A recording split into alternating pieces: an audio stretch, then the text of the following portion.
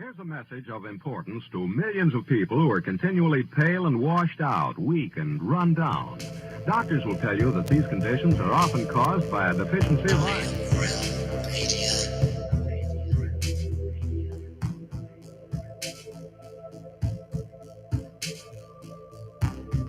The iron you need to keep you physically fit and mentally alert.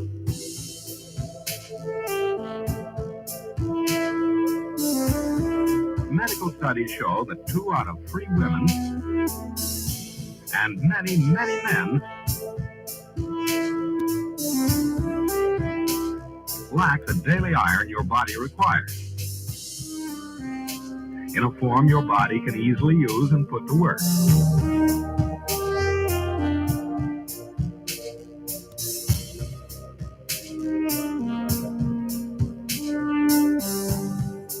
Every dose gives you more than your daily minimum iron requirement.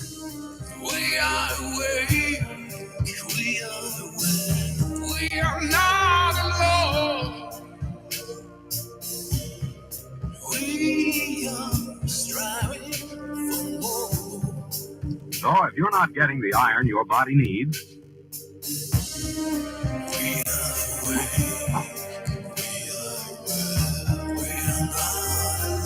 if you feel weak, run down, and are easily upset,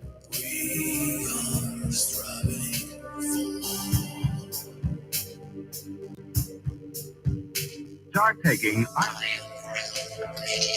today.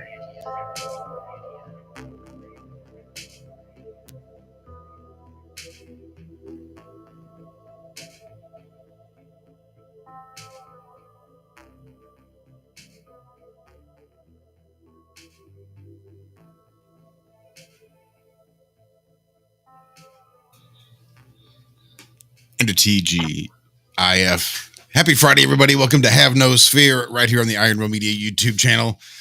My name is Josh Corey, and we have got a really, really interesting show for you. I know I'm going to dig the hell out of it. I don't know if anybody else will, so if not, sorry, because this may just end up being me and David running away and just having a conversation. Because there's all sorts of stuff that we could pick this man's brain about. But before we do, let's jump right in and say hello, starting with the man who we've not got to speak with as much as I would like. You might know him from his little channel, Flat Earth Head, here on the YouTubes.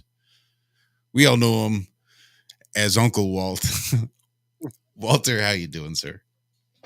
Hello, everybody. I am here by the hardest. It's been a tough little week for me and the family here, just trying to recover from this seasonal eczomas type venting of just horrible shit in my body, and trying to do a lot of water, a lot of rest, a lot of just trying to take care of each other. And that's kind of where we both mess up. We feel too good one day and do too much, trying to help the other one feel better, and then spend the next day or two recovering from that brief burst of non-energy. But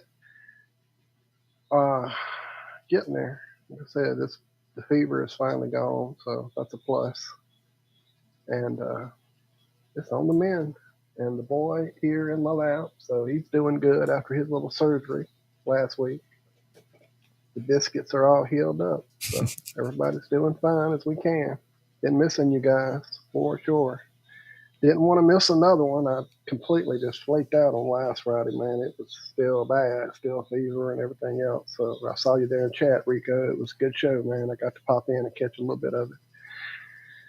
But yeah, definitely, I'm glad to be hanging. I'm going to shut up, though, and get on to the rest of the people here. And we have a nice guest that I can't wait to hear some more from. So, my goodness, it seems like it was so long ago.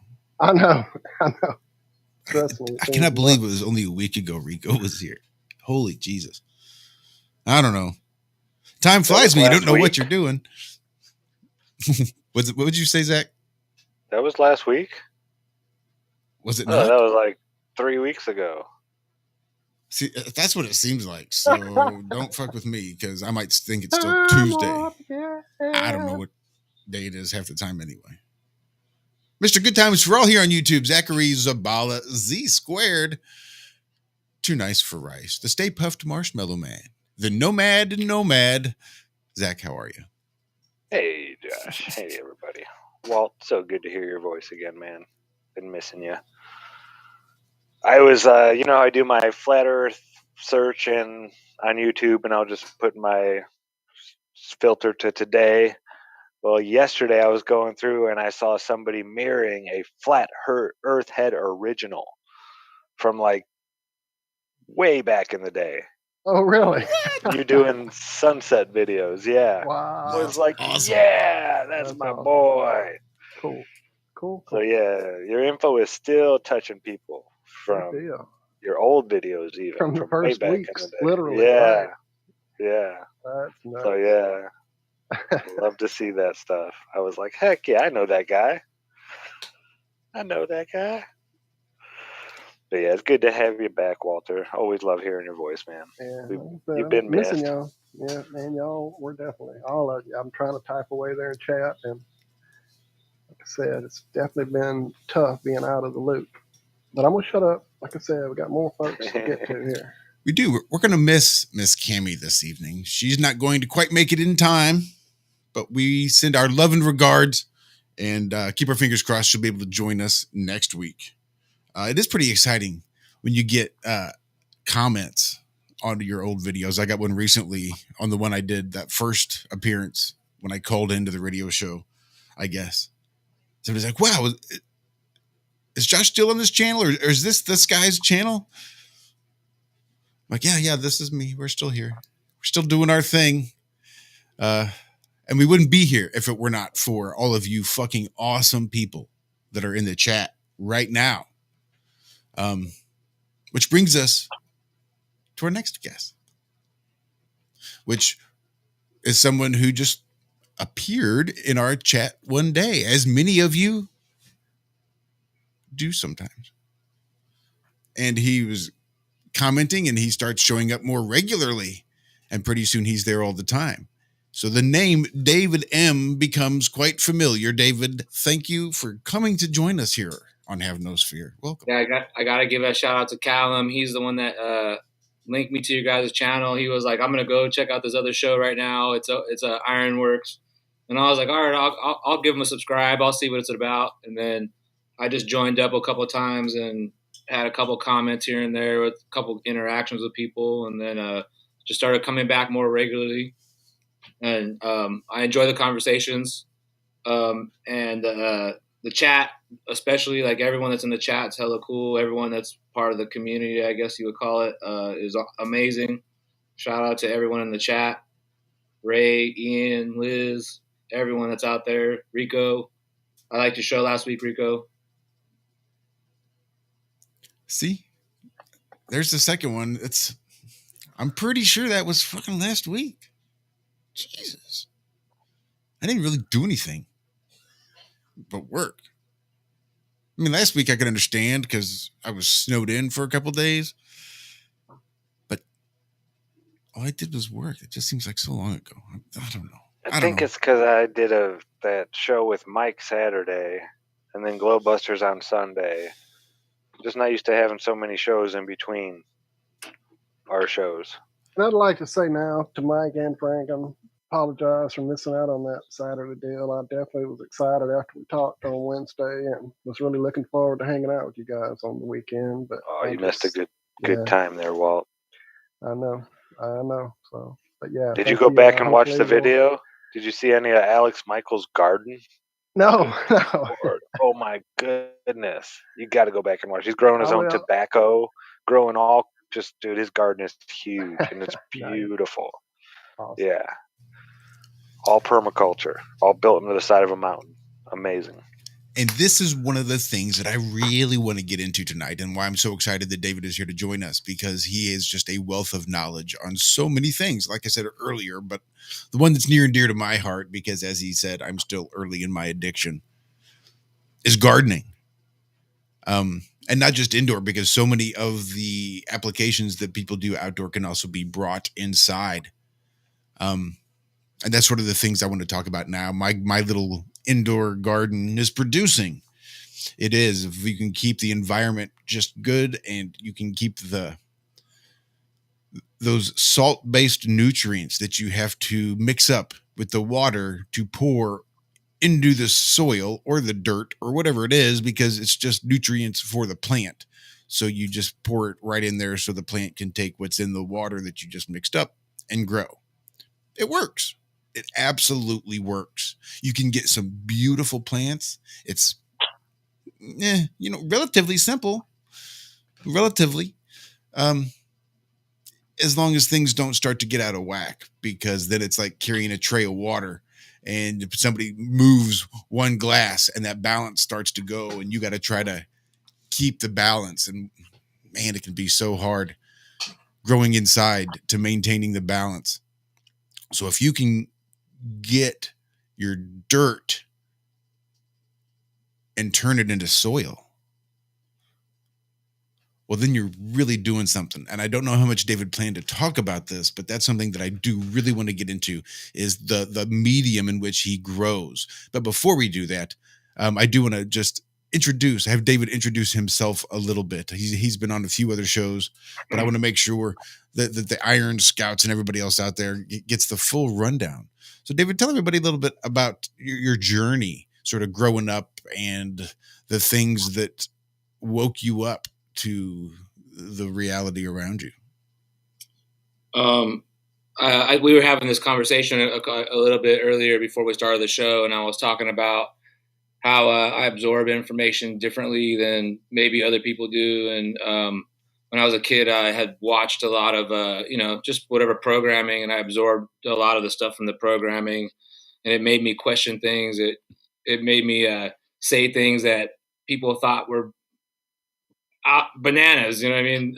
Off the wall. Like an example is, I watched a cartoon, and they use this device to mind control through frequency these animals. And I was telling one of my teachers, like, hey, you can mind control animals. Like, you could change this whole thing. You could do this and that. And they were like, dude, like, you need to go see the principal. Like, you're in trouble, And I'm like, what the fuck? I think I was awake really early on to a lot of things, but they keep trying to indoctrinate you and get you deep in their program, Oh yeah. And then one of my friends gave me Zachariah Stitchin, The 12th Planet.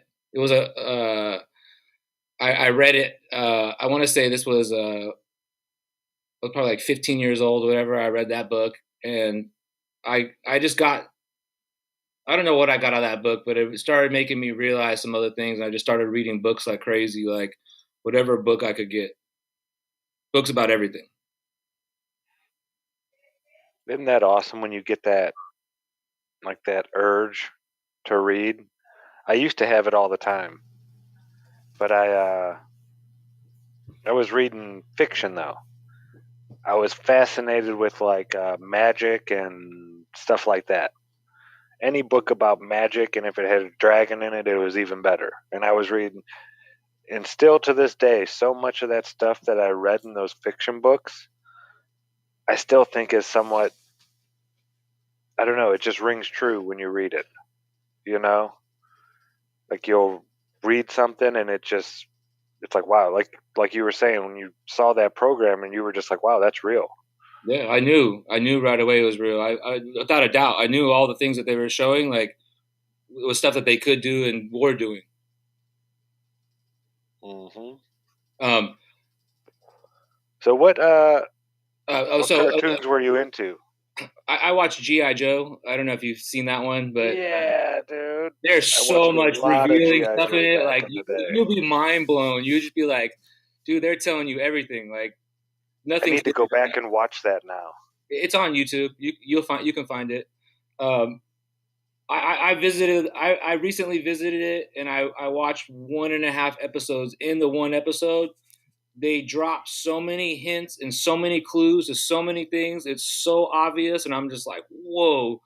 No wonder I behaved that way. This is the programming that I was receiving, So, I was born in 1977. I'm 44 years old. I'm well familiar with that GI Joe cartoon. GI Joe was a I early read it obsession. in a comic book before I even seen it in a cartoon. I don't know if you remember it that far back. I do vaguely remember it that far back, but I think it was only sort of post hoc after the cartoons. I then found the comic books because I was such a GI Joe freak. But I was like, every birthday, Christmas, Easter, because my mom was kind of a weirdo, but every chance she could give a gift, she would, and every gift she would give, I hoped it would be a new GI Joe, because it was my goal to collect every single fucking GI Joe there was out there. It was just my imagination could run wild with my GI not Joe. that you could hold them all and use them at the same time, like, but you just have to have them all, right?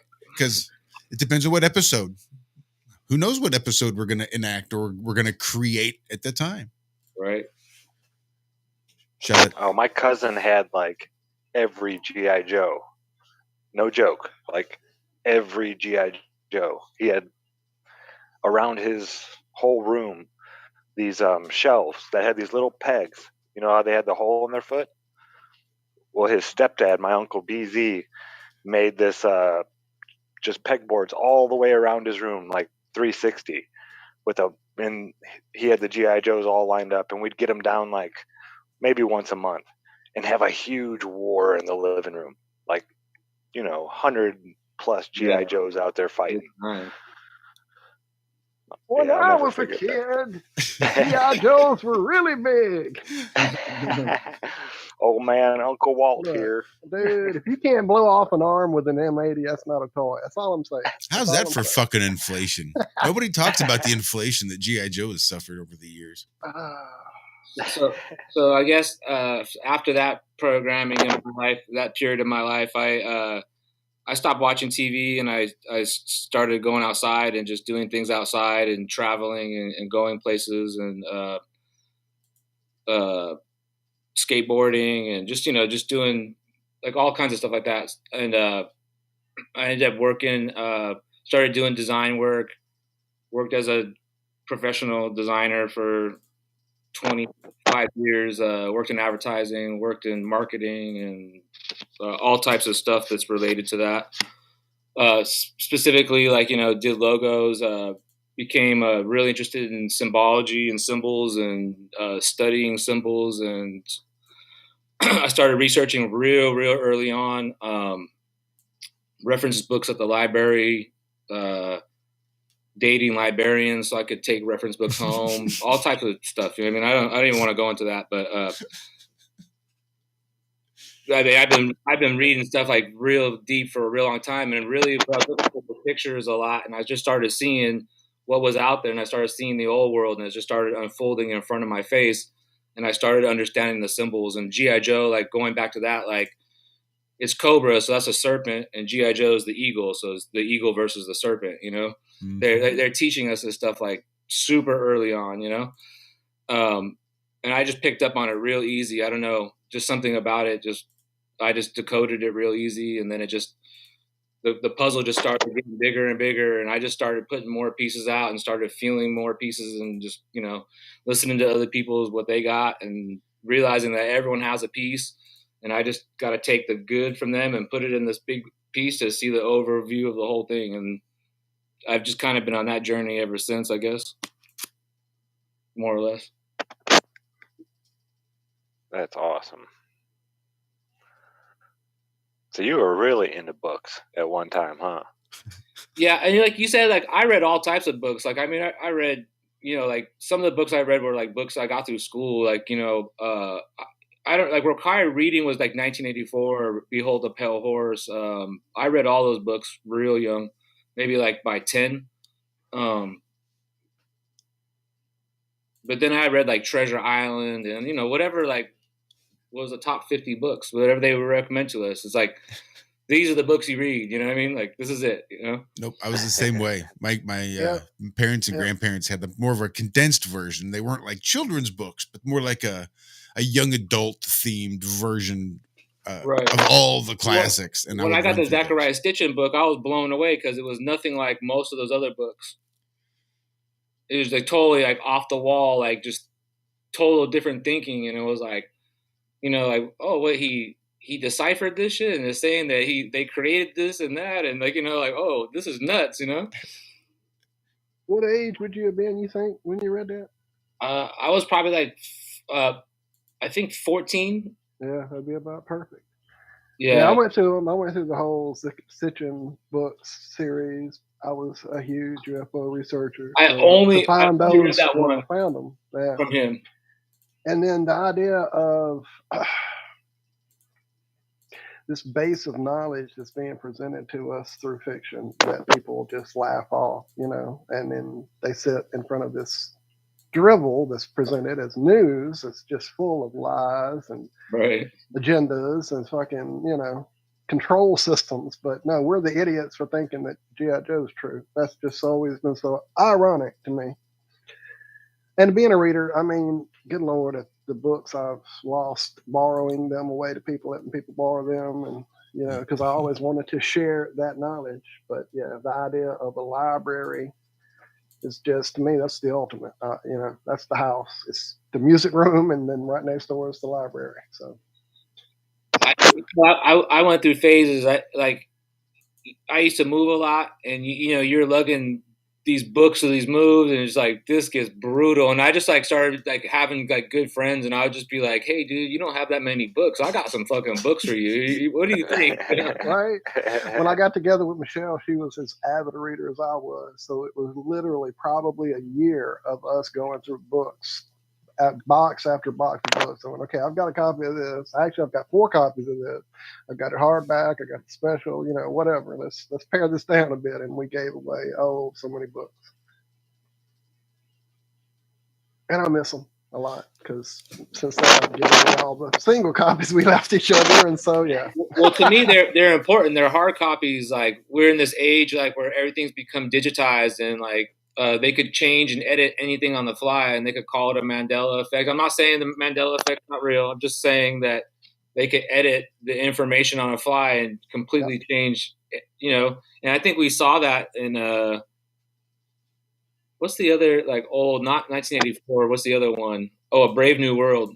Brave New World. They're editing history on the fly, right? Absolutely. And like they're basically like I mean, book burnings have been going on forever. I mean, that's nothing new to that. That's happened everywhere, and every time they conquer a civilization, they burn all their books. Well, yeah, you have to get rid of that history. Yeah, it's got to line up with the history you're trying to spin. Yeah, I think that's what so much of the World War I and World War II was. They had to just decimate Europe and get rid of all this ancient architecture that they couldn't recreate if, they spent 100 years trying to do it. They couldn't do it, like building the pyramids. I think they claim, at least, that the pyramids were buried when they found them. All they could see was like the very top of it. So was that sand? Was that a mud flood? Or was that somebody trying to hide it because they knew they couldn't explain who built it? I mean, there's a lot of places like that. Even in modern day history, like they've buried complete towns underwater to hide the history of these places. Yeah, that Göbekli Tepe. They said this wasn't done by accident. All this sand and everything was placed here on purpose. Well, they speculate. It's not like they could know. But they're saying, yeah, this doesn't seem like an accident. It seems like this was here and then they filled it in with sand to preserve it for some reason. Or to hide it. Yeah, it's... Oh, man. This place is such a mystery. I don't really have anything else to say about myself. We could just start talking about. You were talking about soil and stuff like that. I'm more interested in talking about that kind of stuff, I guess. Yeah, no, totally. Cool. I was just want everybody get a little chance to know you. Oh yeah, no, it's all good. I don't know. I don't know. I'm sorry. I start talking about like I don't know what to say anymore. No, I know how no it is. worries. I'm just trying to keep my But dogs off. basically, like, I started seeing the narratives of stuff like that, and the narratives of geology and stuff like that, and I realized that's all nonsense a long time ago, not recently. Cannabis led me on a lot of these journeys. Cannabis led me on a journey of history and a journey of migration and them taking the cannabis plant around and all different types of stuff like that. And then it led me to start, I've always been into studying history. Even in college, I took history in college and yada, yada, yada.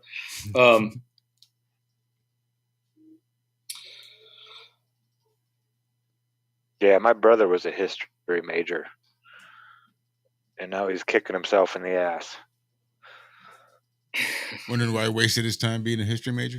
I didn't really have that bad of experience. I actually learned, I studied early American history, whatever, and it really wasn't a lot of lies. It was a lot of truth, honestly. Like stuff that I know today, I'm like, oh, I learned that actually in school. I can't knock the indoctrination that bad, And I'm not one to follow the official narrative, but like some of these things, they just line up because that's just really how it was, Yeah, as many lies as we know there are, there's got to be. Well, they have to sell you on the lie, so they got to give you like 80% truth, and then there's 20% lie. So it's not all lie, Yeah, no, I appreciate your optimism on those numbers, but yeah, no, they got to definitely include the truth to sell the lie. No doubt about it. To gain your trust is usually why those numbers are high. It's like to gain your trust, and then it could be 1% lie. It doesn't matter. That 1% lie could be something that really. So, how did you get into taking this cannabis plant that has sort of helped you along this journey so much and saying, you know what, I need to figure out why the hell I'm paying this money? They said, look, here's your cannabis plant. And then, oh, look, at the bottom of this bag, there's these little round beans in here. So wait a minute. You're telling me I just paid that for this and it comes with seeds and you want me to throw these seeds away? You're telling me seeds are the bad thing and I need to get rid of the seeds and come back to you to get more of the green stuff. Something's off here. What is it? They said, you know what? I'm just going to take these seeds and grow my own because fuck this guy and his prices. No, I had a completely different entrance into the whole cannabis industry. I guess I had always been around it since real young, but it was different. Like we were getting brickweed and stuff that came from Mexico and bricked up, whatever. Smell like gasoline one time, smell like a tire another time. You know what I mean? Yes, sir. And that's what everyone was getting. It wasn't just me. I mean, it wasn't just California. It was probably fresher when we got it, and then it went out from us to the rest of the United States. And by the time it got to Indiana, dude, it was like it looked like a brownie mold that had dried out. And when you break the brownie open, like if you did it over like a piece of metal or something, it'd sound like hail from all the seeds falling and just pepper and everything. I don't want to say too much, but one of my friend's brothers used to have a lot of it, and he used to separate it all, and he would be like, "You guys could have the shake and all the seeds," and there would be like millions of seeds, and I think that's probably like what got me into it. I don't know, but we would be separating that to get the shake, so we could just roll like joint after joint after joint. I don't know. I mean, that happened real young, I guess, and then I actually was disinterested in cannabis for a little bit. I don't know what it was. I just was focused on other things. And then I couldn't sleep. And I remember like, dude, I always slept so good when I smoked weed. And so I just started smoking all the time. And I was going to college in the Midwest. And, I come from California. So naturally I would bring California weed to the Midwest. And it was a hit, Yes, I know. Being from the Midwest. Oh, yeah, me too. And $125 a quarter. Yeah. Back in 1998. Right. Oh, yeah, I remember. Yeah. So, I was like, They're about $10 lids. Anyway, go ahead. I was gonna say I was a little involved. I was using it for a while, and then later on, we had the Prop 215 happened for California to give us medical cannabis in 1996. And that was a real big deal, but nothing really happened. Like, they passed the law, but nothing moved forward. They didn't say like, hey, you guys could do this. Here's the regulations. Here's the rules. Nothing happened. The voters passed it and they just left it like that. Like, we're not going to do anything and we're going to keep enforcing it. And eventually, one of my friends is like, dude, I'm going to open a shop. Like, can you do can you help us with this, like, to do the interior of the shop and do the design and do some ads for us so we could do some advertising and stuff like that. And this was real early on in LA, and it was real crazy. Like, this is like when the feds were still coming in and busting the shops, robbing these guys for everything they got, and then they're going back into business the next day type of stuff, you know? I don't know if I should talk about any of that stuff, though. See, this is what's interesting, because I watch a lot of content creators on YouTube, and some of the most interesting ones are some of the old heads talking about, how you survived the 80s, or how, you barely survived the 80s, and growing up and trying to grow weed up in the mountains and growing weed out in the Emerald Triangle and trying to keep all this shit on the down low because fucking SWATs in helicopters dangling from ropes, waving at your kids, fucking giving them the finger because you got fucking wheat fields of fucking weed that they want. They're trying to just look for shit. I've heard all kinds of crazy stories. I can imagine not wanting to discuss them too publicly.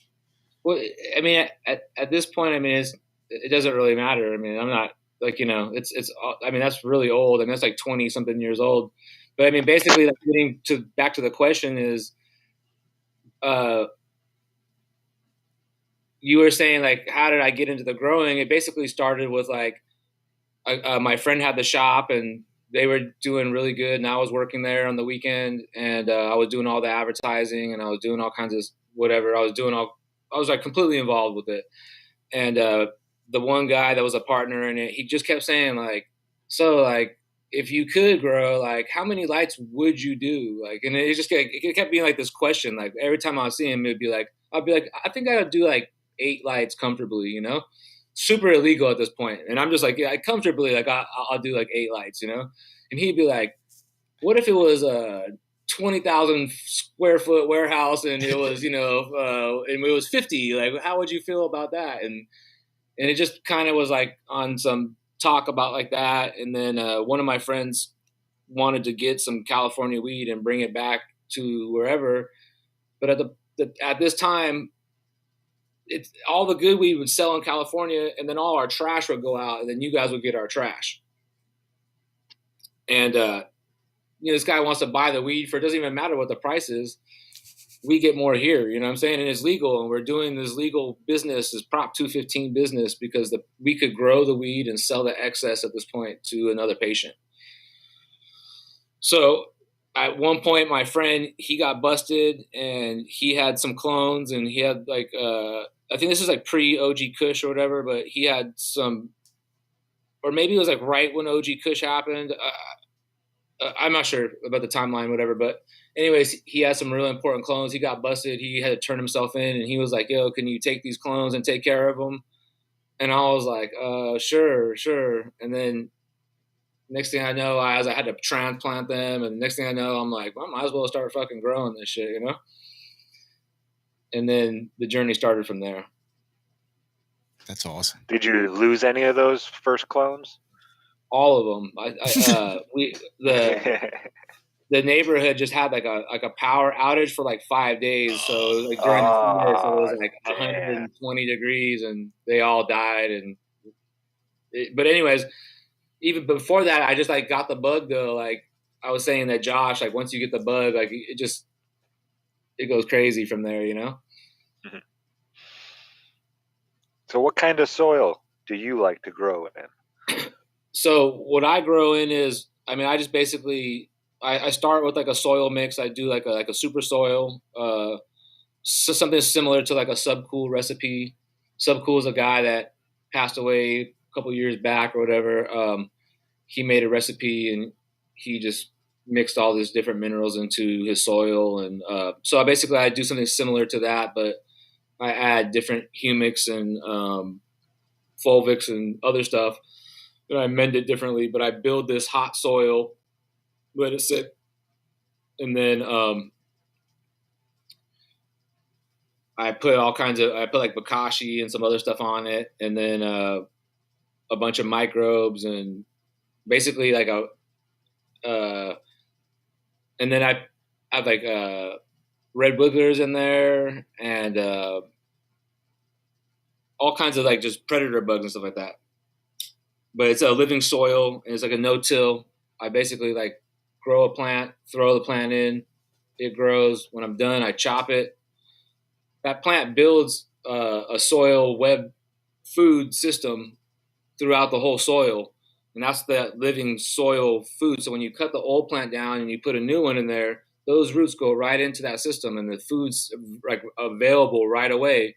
So eventually, I think Josh was saying to me earlier that he was looking at a guy, he just feeds the plant water.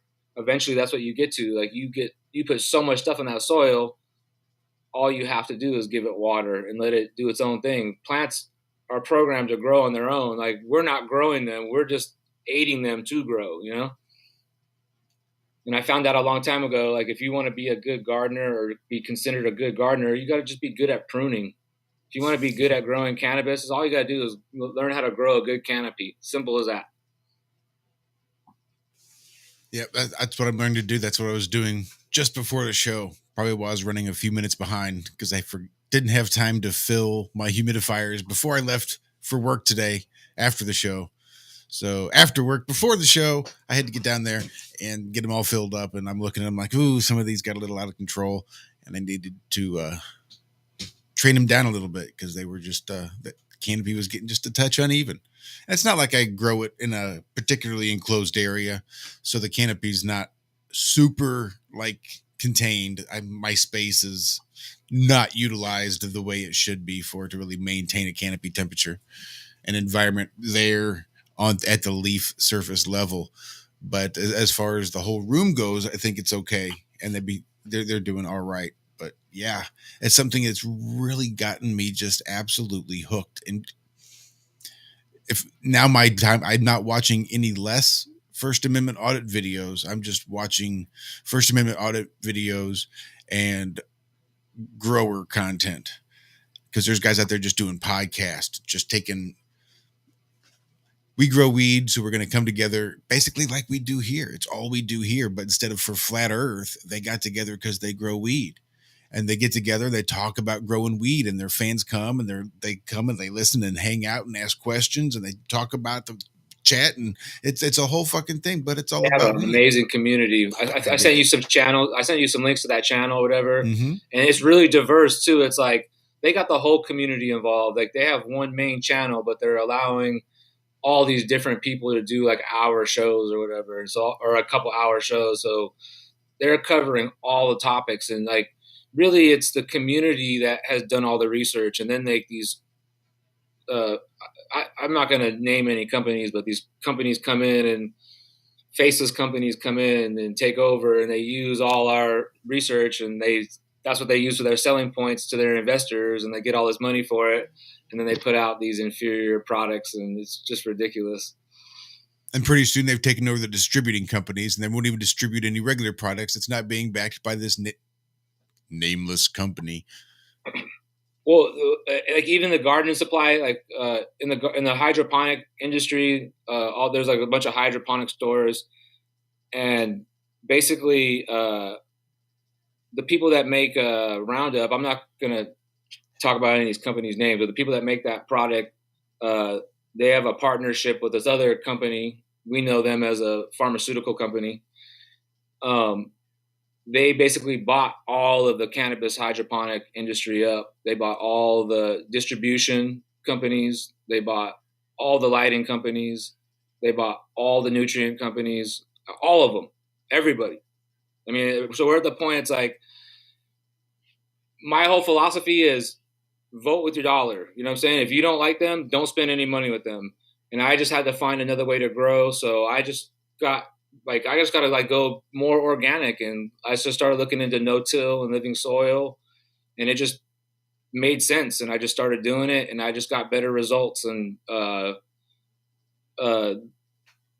it's just an amazing way to grow. And like, you know, like before I would go, if I wanted to do a run, a couple lights, I might have to spend $2,000 on some nutrients to do that run. Maybe may or may not have success, but I had to spend that money to start over again too. So you're spending all this money over and over and over and over and over again. And you're just basically buying salt, and you're basically buying water. All those containers are 99% water. Like read the label, like you'll be blown away. There's nothing in there. There's a couple little grams of salt. And you're spending hundreds of dollars on that bottle to get shipped through Amazon, you know? Yep. I do know. And you know, like there's guys like I sent you some videos of some guys doing it on big scale and big legal dispensaries, living soil. Did you see any of those? I did. And it's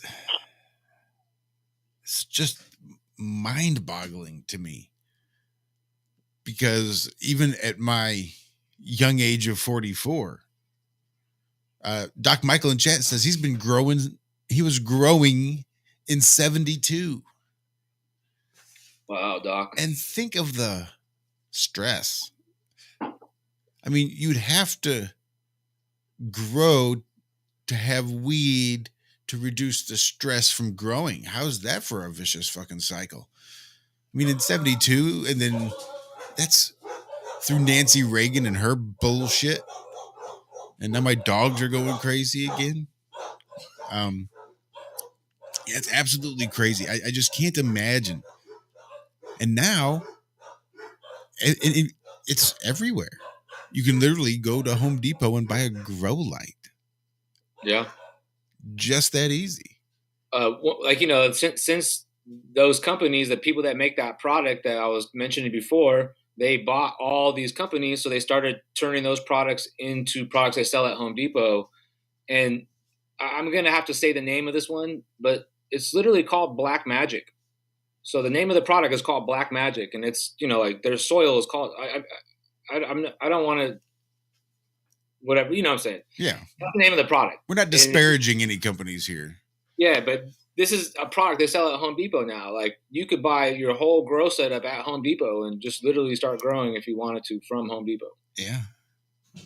So the industry is changing, the times are changing, but we also like, we're at that point like where we have like legal cannabis, whether it's legal or medical cannabis in 45 states now, I think, if I'm correct. Yeah, I think that's about right. I know it's an outrageous amount. I know they still want to tell me they find it illegal, which I think is cute, but whatever. So I that's basically I'm paying for soil, and I pay for newts, just because the nutrients, the liquid nutrients, just because I wasn't sure what I was doing when I got started. I did all the research on the fly, which is the absolute worst way to do it. But I had such minor successes that it kept me motivated to do more. I can see a lot of people thinking it's going to be super easy because they hear people talk about how easy it is. But if you don't do the research ahead of time, it's not easy at all. It's easy to grow the plant. It's hard to grow the plant optimally. And for the people that are trying to grow that top shelf, here's the flower that I want, this has got the bag appeal that I'm trying to get. It's not easy, especially when it's not easy. Everybody wants purple buds, or everybody wants the cushes. And how do you grow it for the masses without oversaturating a market? As of February 3rd, 2022, 37 states and 4 territories allow for the medical use of cannabis products. I just was wondering myself because I know it was getting up there. Yeah, but then you also have to include the states that are legal states, because some of them don't have medical anymore, so they don't include them in medical anymore. And I think a lot of the provinces do, like, it's lawful. It's adult use. As of November 29th, 2021, 18 states, 2 territories, and the District of Columbia have enacted legislation regulating cannabis for non-medical use. Yeah, This so is like according to nscl.org. I'm which pretty is sure there's only state like 3 medical- states that they don't have both. They don't allow it at all, no matter what. And it's Apparently, Mississippi is one of them. yeah, Mississippi is one of them. Because they're talking about how voters in Mississippi in November 2020, passed the ballot initiative to allow for medical use, but it was overturned by the state Supreme Court in May of last year. Shame on them. Yeah, it's pretty fucked up. Overturned. I mean, I live in a The So will- what's happening now, like we're getting more and more people like yourself that they want to just grow at home and they just want to just grow a few plants and they don't want to go to the dispensary and spend $1 million and $1 million. In Indiana, it was nothing but you could do CBD oil, no flowers at all, and it just came about in beginning of 2018, and by May, the pharmaceutical companies were trying to get it overturned to make it illegal again because they were losing so much money on their pain pills. I had so many people at work that were like, "Oh my God, this CBD is so much nicer than these pain pills. right. I can sleep. My stomach isn't all messed up. This and that, blah, blah, blah. I just take, a drop or two in the morning and I'm good for most of the day and I don't get all messed up." And yeah, the pharmaceutical companies, what's her name? I think Susan Koch. She's a medical manufacturer, pharmaceutical manufacturer in Indiana, the richest person in Indiana. So yeah, she's got a lot of pull there. But they had just made it to where, and still no flower at all. Indiana will be one of those last states for sure, like Mississippi. It's just even here in California though, like people hear these terms like legalization and everyone's like they want to celebrate and they want to act like, oh, the state's getting all these tax dollars, and that's all inaccurate. And then like some of the bans that they do, like these laws all have these hidden little things in them. Like here in California, Rick Simpson oil is illegal.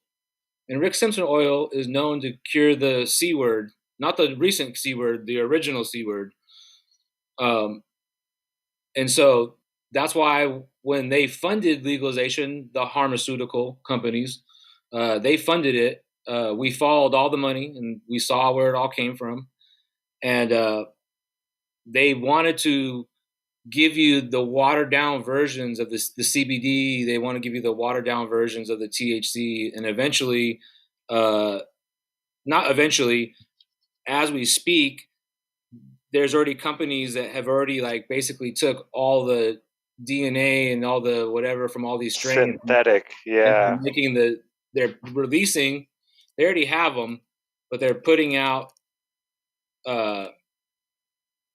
CRISPR technology type clones that have like all the traits that you would want and the traits you don't want. They remove them somehow. Is it are they doing it to where they can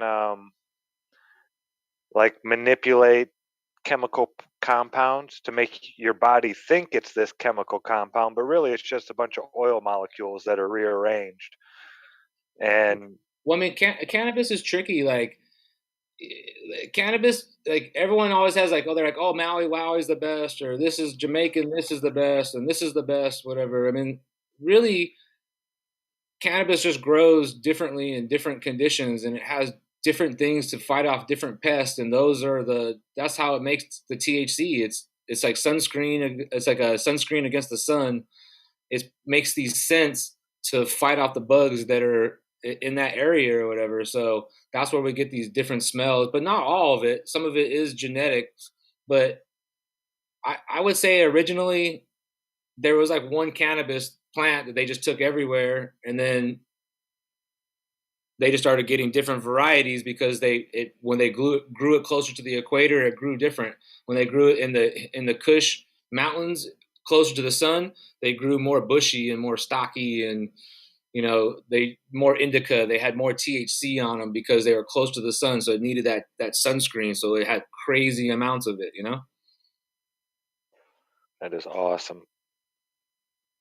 So, don't lie, you love passing a dead skunk smell on the road, It's amazing. isn't it? What's When your I was a child, it was like, ew, that smell. What is it? That's horrible. And now you go by and you're like, all right? Here's what a is question that? for you guys. What's your favorite terpene profile? I mean, mine personally is Cherry Kush. It's a strain from the Bay Area, maybe originally from Humboldt. I'm not sure, but Cherry Kush. Nice. I'm a big sour diesel fan from back in the day. We were getting that stuff from Cali, and California had a different version of sour diesel. In New York, they had the East Coast. They call it ECSD. But the one that we had in California that is probably around the same time, that's the one I liked. Yeah, that one, they did like the terpene profiles on them, and it's about 50% of the New York version. But I like the California one that when you're talking about better. Yeah, I liked the way it made me feel better. So now they I call don't know what it was. the West Coast sour diesel. Now, can you still find that? I heard people were having trouble finding the original strands of that old diesel from out west. Yeah, because what happened is like it just yields real big, and the guys that were growing it were just like bottling the market out, and so many people had it. It was so available everywhere that no one wanted it. No one wanted to pay for it anymore. So those people had to adapt to the market and grow the current strains, and they had to and they just lose those strains. I mean, that was probably 25 years ago, right? Yeah. It was like 1998. Yeah, when we were buying that stuff out from California, and I still have never smoked pot that I enjoyed smoking that much. There was something about that. It wasn't I got super high or anything. It lasted forever. I'd take 2 or 3 pulls. It didn't matter how much you smoked that stuff. You'd take 2 or 3 pulls and you'd be good for like 2-3 hours, just like feeling it. Not like slowly getting up there and then slowly coming down. It was like peaking the whole time. Yeah, I love that stuff. It just affected it was me that grown way. different though. I think all that stuff was sun grown from that period, and that's what we need. Like we need to convert that sun energy. So would you say outdoor is definitely better than indoor as far as Absolutely, like medicinal purposes? oh yeah, absolutely. I mean, as far as anything, like if you can control your environment outdoor, like that's the best cannabis that you could produce. That's why like when they made like the legalization here, they remove these things. They're like you can't grow outdoors. And they do They that. didn't want people having that. Yeah. They don't want you to have like you have to think about it. You get the full spectrum. Like indoor, we have these lights that mimic these spectrums, whether it's the blue or the red or whatever, right? But outdoor, you get the full spectrum, the full sun, and that makes the plant express itself to its complete. All the compounds are going to come out. All the cannabinoids are going to come out. All the medicinal properties are going to come out. Where you might not get that in your indoor grow, especially if you don't have some really heavy duty lights. Now, do you think there's a bulb out there that can mimic the sun, like with the full light spectrum? No, because there's UVB, and like UVB is what gives us sunburns. And remember, I was telling you earlier, that's what makes the plant create more THC. The plant's creating the sun, like the THC as sunscreen to protect the flower. So like, that comes from UVB. So there's not a plant that has like all those spectrums, like the blue and the red, and the UVBs and the UVCs and the whatever, like the sun does. So unless you're using multiple lights, there's not like one light that does it all. But lighting technology has got a lot better, but the whole industry is like going towards the LED market, and the LED.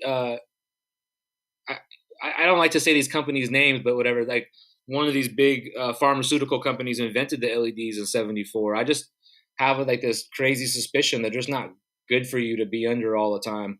No, I think they can do things with the flicker rate to make certain frequencies, and then that can be a negative thing.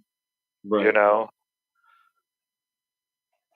So what bulb would you, if you had unlimited funds, what type of bulb would you?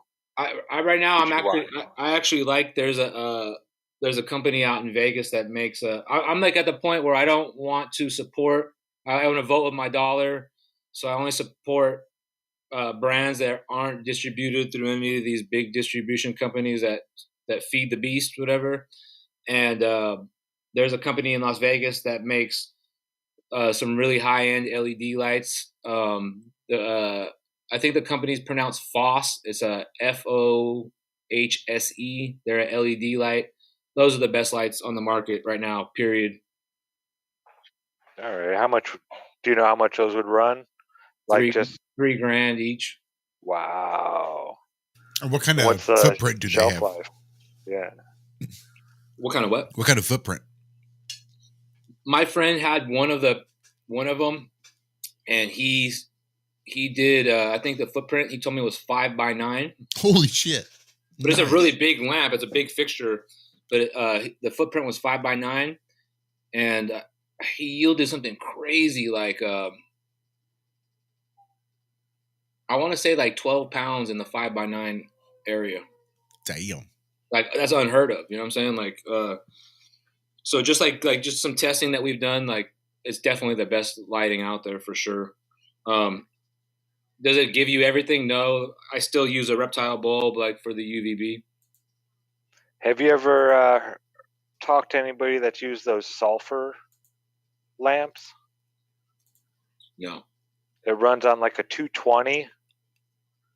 So I think that's why most people don't use them, because you need a special, you gotta run special wires and stuff like that for it. Most people that have like real grow rooms all run 220. Okay. All this high end lighting is all 220 generally. And I think it's just like a metal halide, isn't it, Zach? Just a basic metal halide bulb. Yeah. Yeah. Yeah. It messes with the magnetic field. They used to put them all over the place, but they found out that all these satellite companies, it was messing with their radio signals. Does it have like a gyro type thing that goes around it that spins? I don't think so. We had them in the factory. They came out in the 90s, the mid 90s, and people were using them. And then for some reason, everybody's switching over to the LED stuff now. But they're supposed to be really good on saving energy. Like it takes a lot to start it up to get it going. But once you get it going, it takes like 20 minutes for them to warm up and become full brightness. But once you get to that full brightness, you can cut the power back to like 5%, and it'll keep it running at that full brightness. Yeah, you can still find some street lamps out there that still run those metal halides like that, and I think you can buy. Well, now like I think they replaced metal halide with ceramic metal halide. Yeah. So a lot of people are running the CMHs. That's a pretty good spectrum. I've seen a lot of the dudes like in Europe, like it's really illegal over there in some of those areas, and they're doing the like 315 ceramic metal highlights and just killing it, like super frosty flowers, and like just doing like these 4x4 tents, these little pop-up grows, and just growing amazing looking flowers. I was really hyped on that, but I think with LED now, people that were struggling to grow are growing a lot better than they ever could ever. And like growing under HPS, there's a few curves that you really have to have experience to whatever. I think like plug and play, like if you want to start a grow and get going, you could just set up a LED, make yourself a little soil box, mix it all up, and boom, you're up and set going, I'm telling you, after having failed so miserably, not that I actually failed, but now that I'm getting ready to harvest my third run, and my fourth run is about 3 weeks into her flower stages, and then my fourth one is going to be the photo period that I got behind it, that I've trained out and topped a few times, and once I get it under that scrog, I think it's going to just bush out beautifully. But once I shit, what the fuck was I even saying? You say The donuts? size, Scrog. grow size, the size of the area in which you're growing is. I thought I would be just, the more room I have means the more weed I can grow. And I'm a big pothead, so I'm just going to grow as much weed as I can. So I'll just make a room as big as I can. Oh, I guess I can't make it as big as I can. All right. So I have to scale down. So I'm like 8 by 12, right? Is where I've sectioned off in my basement for a grow room. And I soon realized it's way too much space for a couple of LED lights that I have, a couple of these board lights.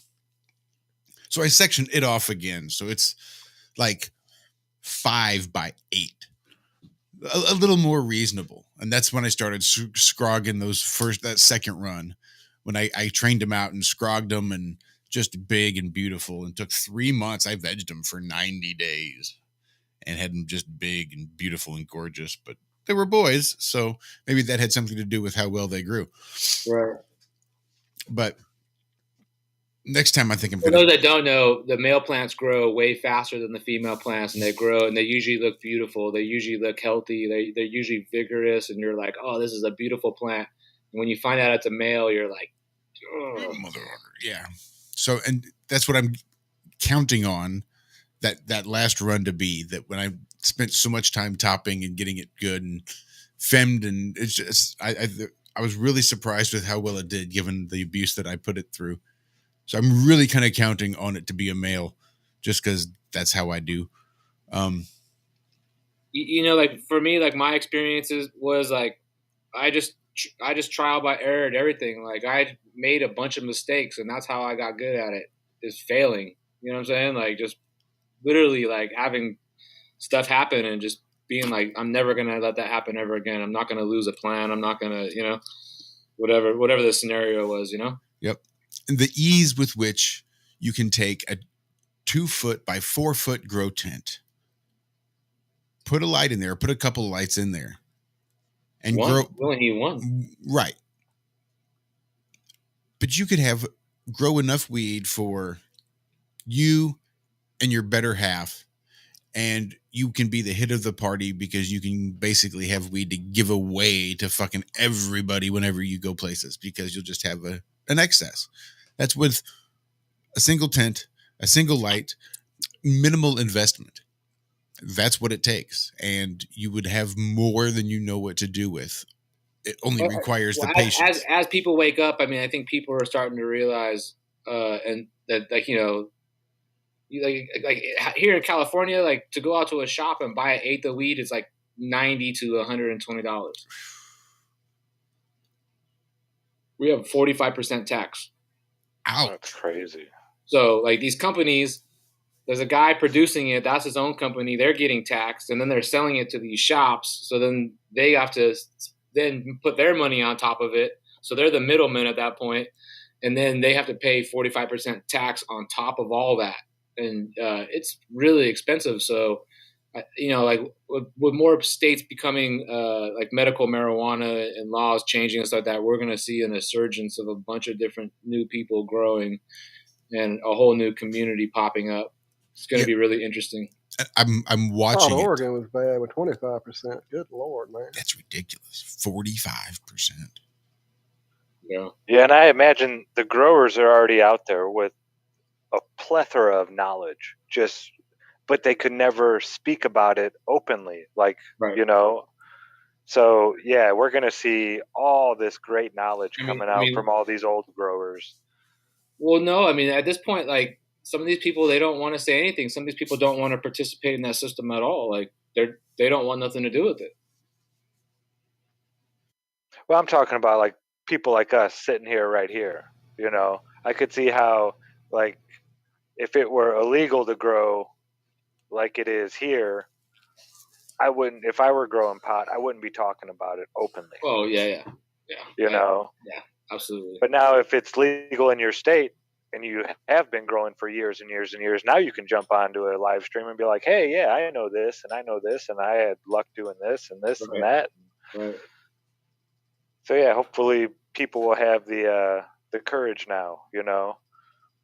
Well, it wasn't really a lack of courage before. It was just Well, I mean, I don't think it's that taboo anymore. intelligence. I don't think it's that taboo anymore, though, either, because like you go on social media and it's everywhere. Hmm.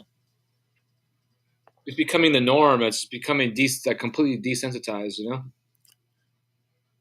Like I said recently, I fought my father and fought and fought and fought over this plant. And he has now come around. He's finally come around. And I think it does really speak to just how normalized it's becoming. It does make you wonder how the hell they let it happen, or why the hell they let it happen. Well, I mean, I have a few theories on that, but I mean, I don't know how accurate they are. I mean, they're just theories, like I'm saying. But then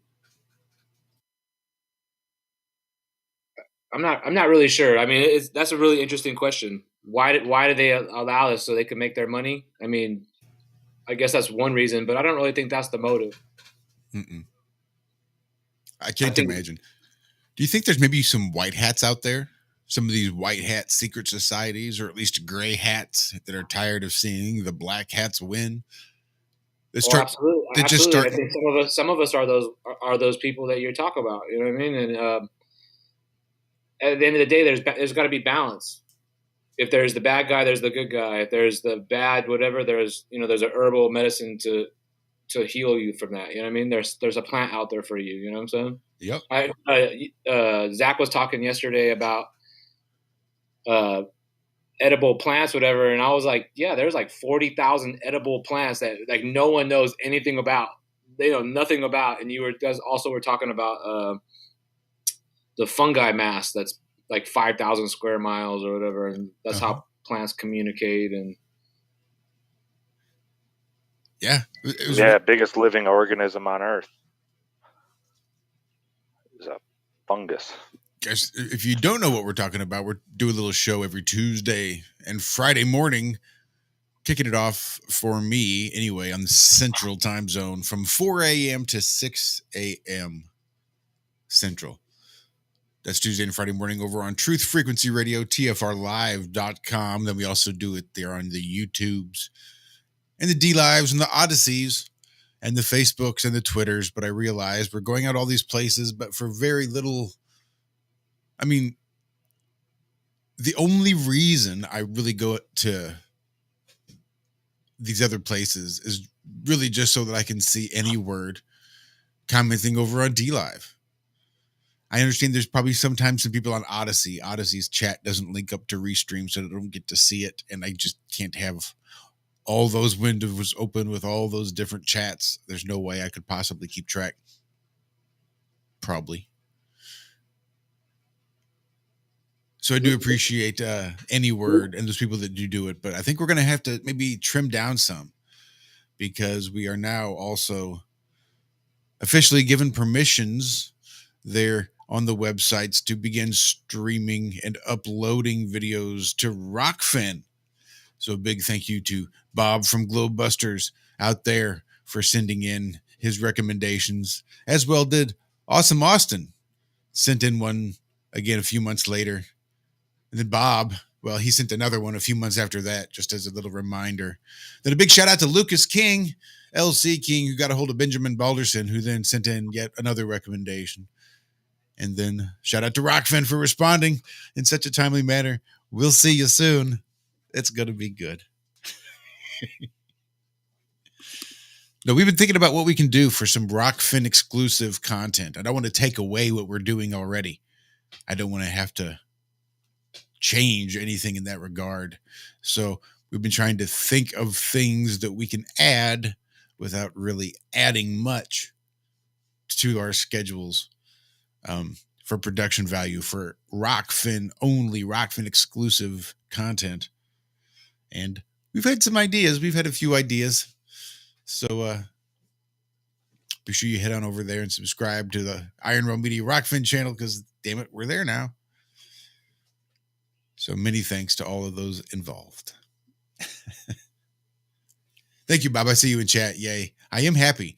I may sound a little pessimistic, but that's just me. I'm a pessimistic asshole. Hopefully they fix their mobile chat. Full stop. Yeah, you remind me of Stan in that one South Park episode. That's what I've been told. Just everything he sees and hears is just shit. It's just shit. Just shit. I don't want it to be. It just is. I just wish somebody could explain it to me. Why is it all shit, though? Steamy Nicks. Sorry, we're getting a little bit sidetracked here. We are definitely getting sidetracked.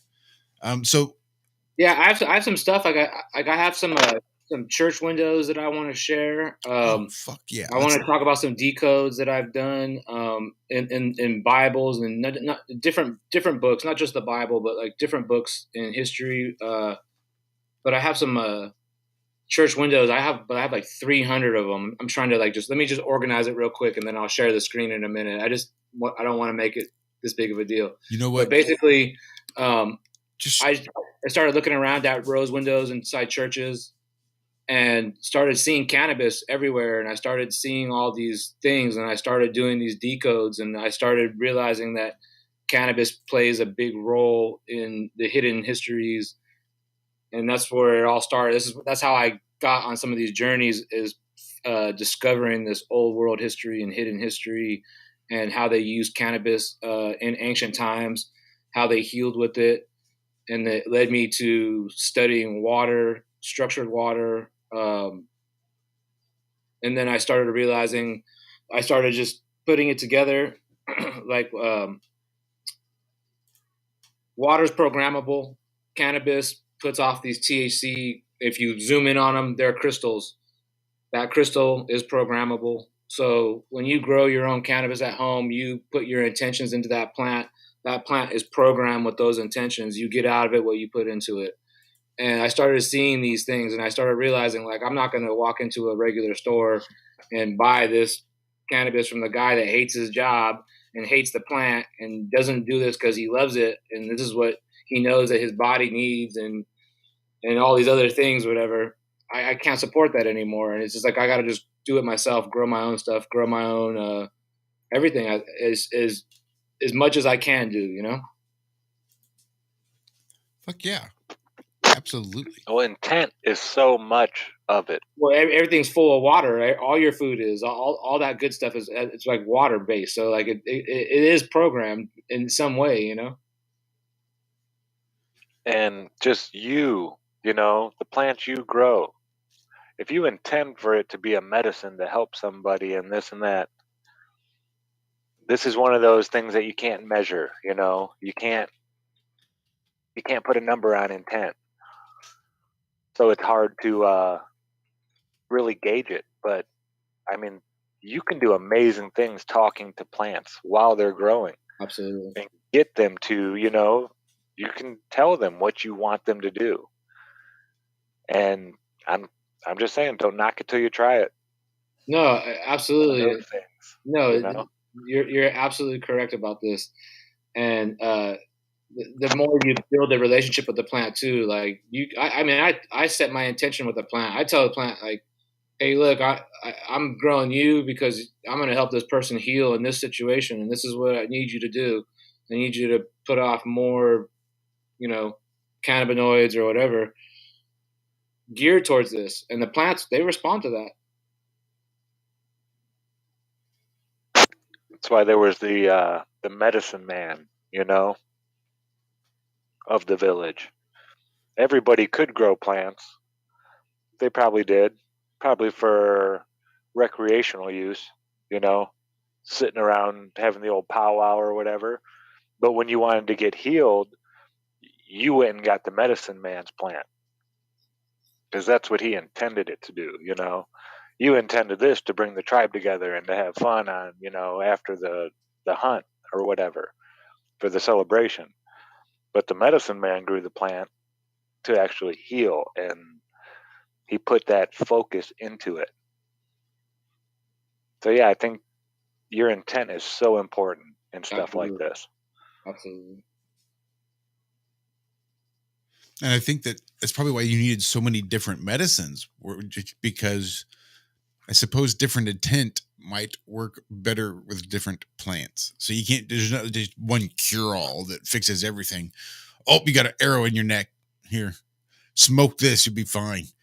It's I loaded it with lots of healing intent. Only goes so far. There's the plant breeding has changed over history. I mean, cannabis is the king of plants. Originally, the plant that was talked about is cannabis, and cannabis is what made it possible for them to make the sales to sail around the world. Cannabis was what made it possible for them to print a Bible. Cannabis was the king of plants. It was grown everywhere, and they had different types. They had the hemp, and then they had that they grew specifically to make these sails, and I mean these ropes, because that's the strongest rope. That's what all ship sailing uses is hemp rope, and they needed it to get. I can't say from what period. I'm just gonna say maybe from the last reset period. I'm not gonna talk about before that, but there is a lot of history of cannabis documented before that. It's just hard to like figure out where it's really from. Like, where in the timeline does that really come from? I can only tell you what their narrative says. You know what I'm saying? Yep. And even in their narrative, you can see where they're trying to hide it. They try to downplay it and minimize its use and its effectiveness, if not deny it outright and completely. That's why I was so interested that you had found all of these stained glass windows recounting the use of this, and it just boggles my mind. I mean, it goes further and further into the decode, and I'll go further into it as I show you some of the stuff, whatever. But I could show you like how the puzzle pieces started falling into place for me, and like I started realizing it's all hidden in plain sight. It's right there in front of us. They're showing it to us. You know what I mean? Like a good example is the Lady of Guadalupe. I don't know if you guys know her. Are you familiar with? I don't think so. Basically, like when the Spanish came to when they came to Mexico, instead of bringing the Virgin Mary, they gave the Spanish version, and that's Guadalupe. Gotcha. So on her actual clothing that she's wearing, she has cannabis flowers on her clothing. I actually took some videos because I live in a neighborhood and there's a bunch of those paintings all around me, and I see them all day, and they're like, you see it, she's wearing a green outfit and it's cannabis, whatever. But the reason that was the case is because all the fine linen was made from hemp in history. All the kings and queens and or whoever, those type of people wore cannabis, wore hemp. What if, to represent the pineal gland, it isn't a pine cone, but a cannabis flower instead? Well, I think that's a little more accurate in a sense. I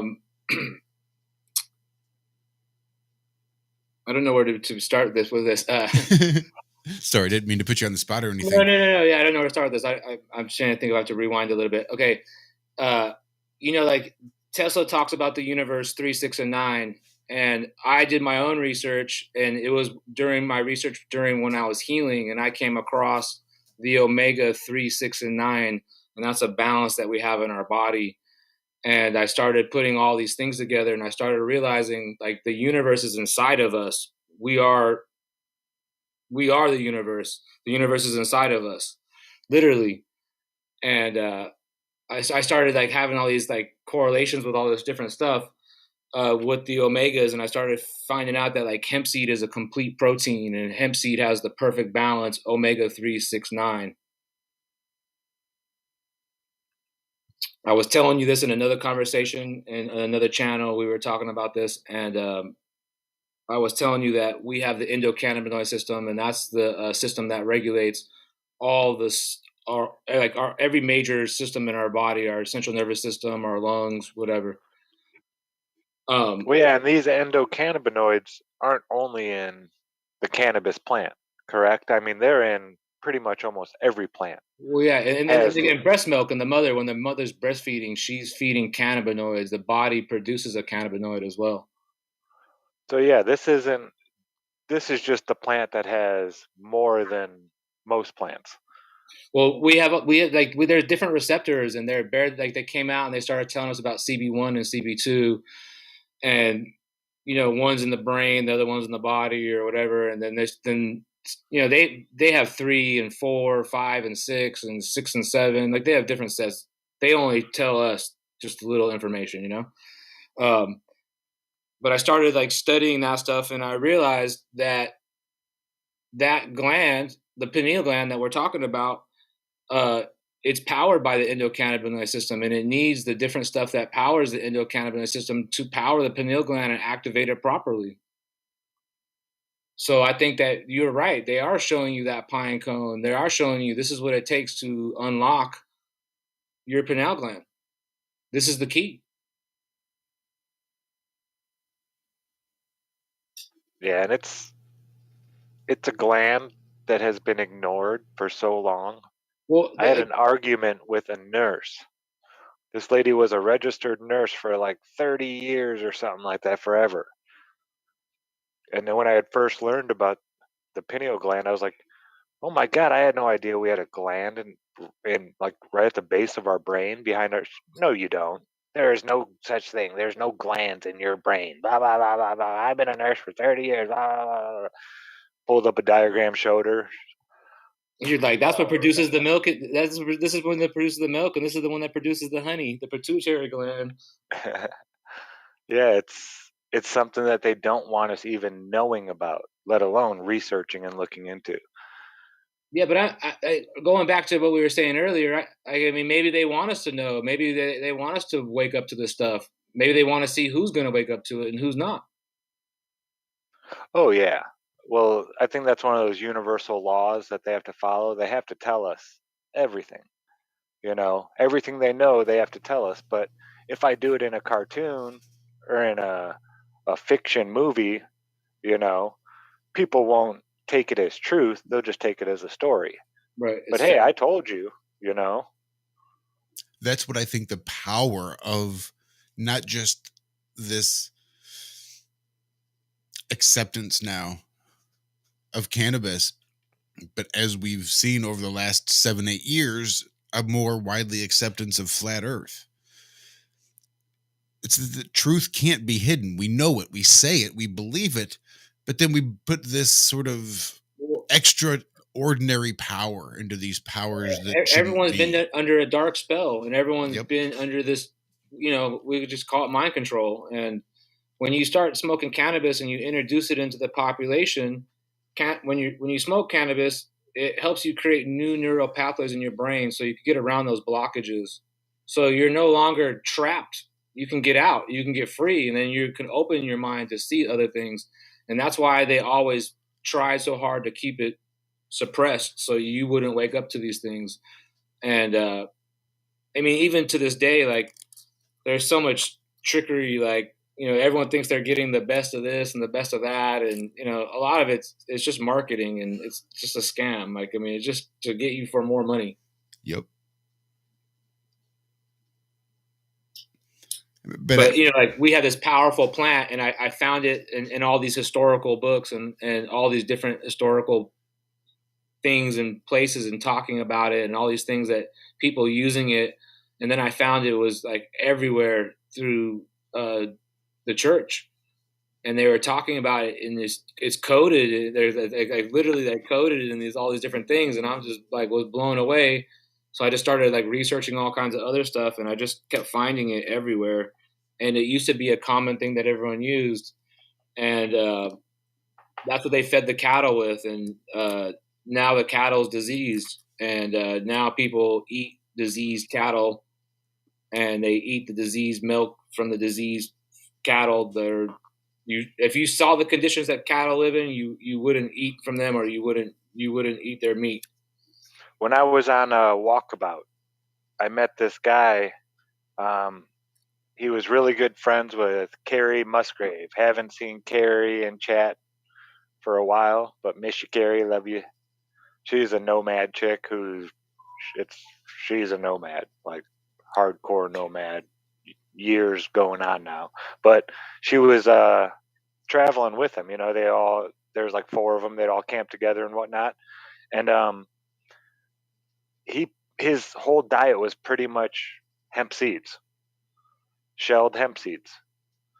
He said it was expensive, they cost quite a bit, but he was like 83 years old and one of the healthiest looking guys. He looked like he was in his 60s, but he lived strictly pretty much off hemp. He ate a few other things for flavor and this and that, but it was pretty much hemp seeds, Well, and like water. I said, it's a complete protein. Like it's more protein than you get eating flesh. You know what I'm saying? Everyone's like, oh, you get all this protein eating this animal. Like you can get more protein eating a seed. Right. Where do you think that animal got all its protein from? Yeah, it was eating the same shit that you could just get. You can go direct to the source and eat it direct. Like you don't need to eat that animal to get it. Yep. Bypass that secondary digestive process. Brutal. Yeah, I'm a big fan of nuts. Yeah, I've been more into like the walnut recently, also because there's a lot of omega-3s in the walnut as well, and it powers the brain. It's shaped like the brain. You know what I'm saying? I've been a little more into that recently. A good trick for people out there that eat nuts and stuff like that, if you really want to get more nutrition out of them, soak them overnight before you eat them. Easier to digest, easier for your body to break down, easier for you to get the nutritional value that you need from these nuts. Oh, wow. You need from the nuts as well. Did you know you can eat acorns? Yeah. There's a little process you need to do, pulling out this one little white part. But yeah, there's acorn bread. There's all kinds of stuff you can do with acorns. And most people don't. I was always told as a child, oh, you can't eat acorns. They're poisonous. And it never made sense to me because I'm sitting there watching squirrels eat them left and right. I'm like, you're telling me that I'm going to die. I'm this big. There might be a part of it like that, like, the outer part might be poisoned until you break it open and get in the inside. Yeah, there's like a thin skin. But it might not be poisonous to you. It might be poisonous to an animal only, some of this stuff they're talking about. Zach says, what do you mean I can't hold my breath for that long? Look at that fish down there. Look how big I am with that little old fish. What's the worst that could happen? I could live under the water. Yeah, I've always been a fan of, hey, if that animal's eating that, I don't know, maybe we can eat that. Right. I was probably 3 years old, and my mom came outside and lost it because I was eating berries off of a bush. She didn't know. Don't do that. What are you thinking? I was like, well, the birds were eating them. Yeah, like 40,000 edible plants. She left me alone. Right. She left me alone. I quit eating them eventually. I guess I got a bellyache and stopped. But yeah, all the plants that they trained us to think that are weeds grow in our yard are like the most nutritional plants there is. Like you could eat kale and salad all day, or you could eat the leaf of dandelion from the weed that grows in your garden and get more nutrition out of that. Yeah. Oh yeah. I'm gonna pot. I found a wood sorrel plant out in one of the gardens growing, and I'm going to put it in a flower pot, and I'm going to see how big and healthy and strong I can get this wild edible plant. What if we did tend to the weeds? How big would they get? I've seen dandelions that were enormous. It looked like a bush, I have one in my yard right now. It's like 5 feet tall, and it's like a big thick stem, and is growing out of one of my totes like a living soil tote that I built to I was gonna grow like onions in it or something like that, and I just never did. And the dandelion seeds came into it, and it's huge. I mean, it's just booming. Yeah, get rid of all the grass, have dandelion, clover, and sorrel, and just water that shit every morning and every night. Well, I wonder how big they'd get. They'd be huge. The bees need the dandelion flower. That's what's available to them early in the season because they grow like a longer season, like because the bees start earlier or whatever, and they need that to get going and get started or whatever. So I let all that stuff grow, and then I chop it all down right before I plant for the summer, and then I basically take all of my seeds and I grow them indoor, and then I put them outside in like May or whatever, or like this year I'll probably plant May. Yeah, I'm excited. Getting ready to plant the peas this weekend for sure. Either tomorrow or Sunday. I was gonna do it today, but I woke up and that little voice in my head said, "Nope, not today." I was like, "Oh, okay." That's what I just listen to that little voice. Me too. Anymore. Me too. That's why I have a sink full of dishes. Walked in there last night. Little voice said, "Nope, not today." I said, "Okay, not today. It is." Yeah, but this is something I want to do. You know. Oh yeah, I guess that's different. What do you kind of soil do you got going on? What are you doing? Permaculture. We're on year 2. Pretty much wood chips, and I put a little bit of compost underneath. Like But compost you make, or yeah, we have a big compost pile that I started in a nice shaded area, and a lot of horse manure, and what's the horse eating? just straight wild dandelions, I'm sure, yeah. and clover and sorrel. Yeah, they're not really fed anything like that. They just graze out in the fields. So yeah, it's awesome. And then yeah, pretty much just all this stuff. A lot of coffee grounds and eggshells and any kind of plant-based stuff that we have left over. We just throw it all out there. Oh bullshit! No horses eating coffee grounds. Do you and make eggshells. any of your own inputs or anything like that? Have you looked into doing like fermented plant juices or anything like that? No, nothing like that. I just kind of let nature do its thing. Do the no-dells like bananas? Oh yeah. All right. There's plenty of banana peels out there. Here's what you do. You take them bananas, you see. You put them in a jug of water. And in that water, you put some nice... Nope. Actually, let's talk to David about the best way to do it. Because the way I do it was just the cheapest, easiest way to do it on the fly with an air pump and some air stones. And then I just pump the air through there and just brew a little tea over there and let all the little microbes get to eating on the sugars and the such until they come alive. And then after, 18 hours or so, maybe not even that long, sometimes 12 hours, 18 hours, I guess usually is how long I let it go. Then I'll go ahead and water that in, just pH'd and ready to go. But down the hatch, they take it. How is it? Because you sent me plans. I saw this video of this coolest looking contraption of the way that you sort of do your stuff. Can you explain that a little bit? Yeah, the guy that made that is Tim Wilson. He's a disabled guy, and he invented that contraption or whatever, and he sold it somewhere. And I ended up buying one from some hydroponics through a hydroponic store that he sold to or whatever. And I got it, and I started using it. And this is like when I first got into like really making teas and doing compost teas and doing different things and experimenting with different stuff. And I basically loved the system that he built, but I modified it for my needs and modified it for growing inside my house to keep it quiet, not to keep it super noisy. You know what I mean? Not to have it like spilling over all over my kitchen. Like there's nights that I just had where I just came out and I'm like walking through the dark and all of a sudden my socks are soaking and I'm like, what the? Yeah. I've had some over spillage with some brewing that got out of hand. Yeah, and but basically, yeah. Tim Wilson, he calls it the microbulator, and there's like a free version that you could make. A couple people have made their own versions, and basically, like I bought his original one and I just modified it for my needs or whatever. And I did some simple modifications to it, but basically the system, it pulls in the everything from the bottom and it circulates it through the top, and it just keeps circulating, and so it oxygenates the water. And when you feed your plants oxygenated water, they go nuts. They'll start praying. You'll see like overnight. Once you see that, you're like, this is all I want to do is give my plants this. I never want to give them that nutrient bottled up garbage ever again. Yeah, I know. I see it. I want it. I'm afraid to take the plunge because I'm feeling like I just sort of now am getting into a groove where I can do 3 plants a month.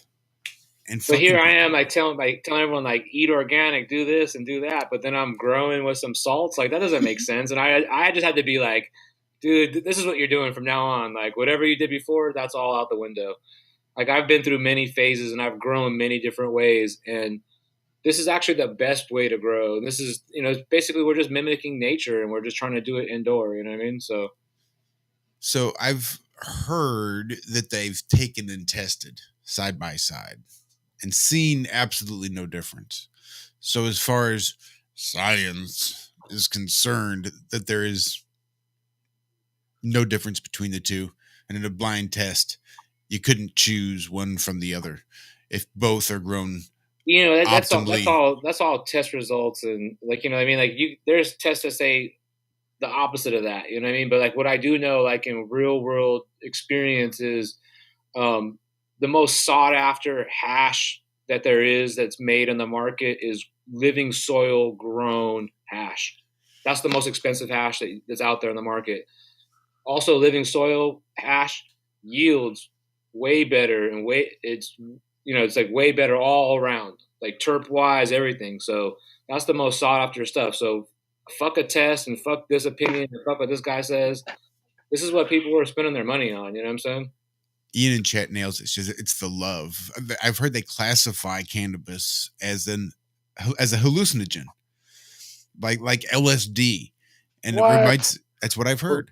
Well, they say it causes psychosis, but what is psychosis? Have you looked into what that is? This is sort of where I'm heading. Psychosis is your inability to distinguish reality from fantasy, when you Right. can't tell what's real and what's not. And this is what I think is great, because cannabis creates this little bubble for you, and it separates you from the shared reality of everybody else, and you get to enjoy your own separate space for a little while. Same, and acid does the same thing. Mushrooms do the same thing. I think that's sort of why they're hallucinogens and why they can maybe cause psychosis, especially They're amongst telling you LSD. that like maybe it's separating you from the illusion, so you don't believe in their illusion anymore. Exactly. That's what people don't really realize. That's Exactly. exactly it. Is your inability to follow along with the crowd, your Yep. inability to believe the bullshit, your inability to listen to the party lie. That's kind of where it all comes to me anyway. That's right. So when they're trying to control whatever that fucking main reality is, and you get separated from it, and you're able to turn around and look back at it, and you're like, oh, what the fuck is this? You're not able to go back into it. And that is what they are absolutely afraid of, is you being able to separate and turn around and look and break that fourth wall with reality. And they knew they couldn't keep it a secret forever. I think it's the same with flat earth.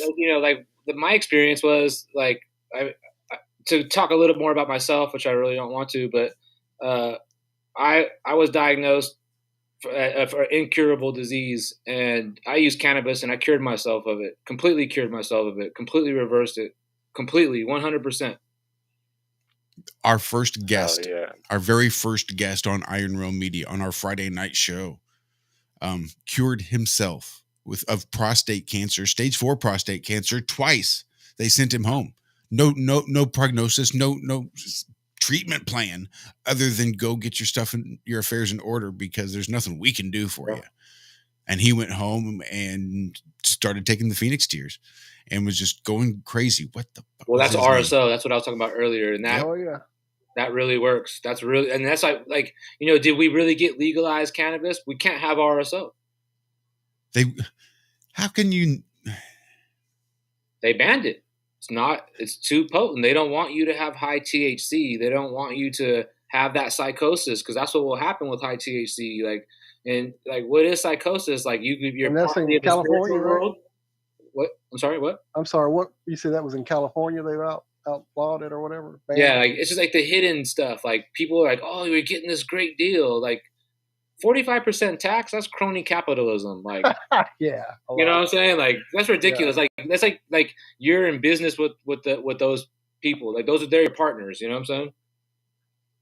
Well, I know in Oregon, trying to deal with mom and trying to help her through all the different health issues with their industry there. And when I first was out there, it was, strictly medical. You had to have a grower, and you had to have a certain amount that they would like pledge to get to you each month and that kind of thing. And then the next trip out, they had started having dispensaries in the state finally. And right as they were starting to go into looking at possibly having 15 milligram type legal for recreation or whatever the hell it was, all the people I was getting mom's meds from were all in a tizzy because they were saying, like, the state above in Washington State, when it went from medical to recreational, that the medical side suffered hugely. A lot of the care, a lot of the help, a lot of the medicine that it was needed was just not there anymore. In fact, one of the best RSOs we found there in Oregon at a certain dispensary, the guy was like literally giving us his last batch because he was getting out of it. He couldn't jump through the hoops they were trying to put him through to make it so hard to get that medicine to people. So they definitely don't want the real medicine in people's hands. They just want them to get high and shut the fuck up. Like I told you, it's such a powerful medicine too. Like, like it's programmable. You could customize it per individual. They don't want you to know that. Well, wasn't it like during the MK Ultra, the 60s, that was supposedly stopped in the early 70s, right? And now it's all declassified. They say they weren't allowed to smoke marijuana. They were allowed to drink. They were allowed to do cocaine. You could do meth, heroin, all these. You were not allowed. I can explain it real simple. All that stuff, it keeps you in a low vibration. Cannabis gets you high. So they don't want you in a high vibration. They want you in the opposite. Easier to control when you're in a low vibration. Yeah, and you can see that fourth wall. You could see that this fictional story they're building around you. Well, like 99% of Americans are hemp deficient. They don't have that omega-3, 6, and 9 balance. Everyone's out of balance, and I don't, not just like diet wise. I mean, just in all ways, me included. And I'm working on balancing myself. That's what I focus on all day, is just balancing. And people like the guy that was eating the hemp seeds and he was surviving. I think didn't Buddha, when he was doing a 40-day fast, didn't he eat one hemp seed a day as well? Wow, that's awesome. I don't know. But the hemp seed, it contains CBD stuff that goes to the CB1 receptor, and that goes for your brain. And it's an enzyme basically, and most people are lacking in enzymes and sulfur. Their diets are really bad. The soil is all fucked up. They just keep monocropping all this horrible genetically modified food that they have to spray a bunch of pesticide on it. When they all the chemicals they have to spray on it. Well, I mean, the chemicals they use is what you use to make meth. Yeah, Mother Nature knows that it's an abomination, and Mother Nature sends in the bugs, the cleanup crew, and this is why they have to use so much pesticide on these foods. Mm-hmm. And if I may, just back to what you just said a second ago there, and it says 544 BC, Gautama Buddha survives by eating one hemp seed a day. Supplementary records of famous physicians state hemp seeds were very little used in medicine, but the magician technicians, also known as Shajua, say that if one consumes them with ginseng, it will give one preternatural knowledge of events in the future. That's pretty fucking nuts. Yeah, I mean, I could show you some even crazier shit, but like I said, like at the end of the day, it's real simple. We have this endocannabinoid system that's not being powered. People aren't getting the access to it.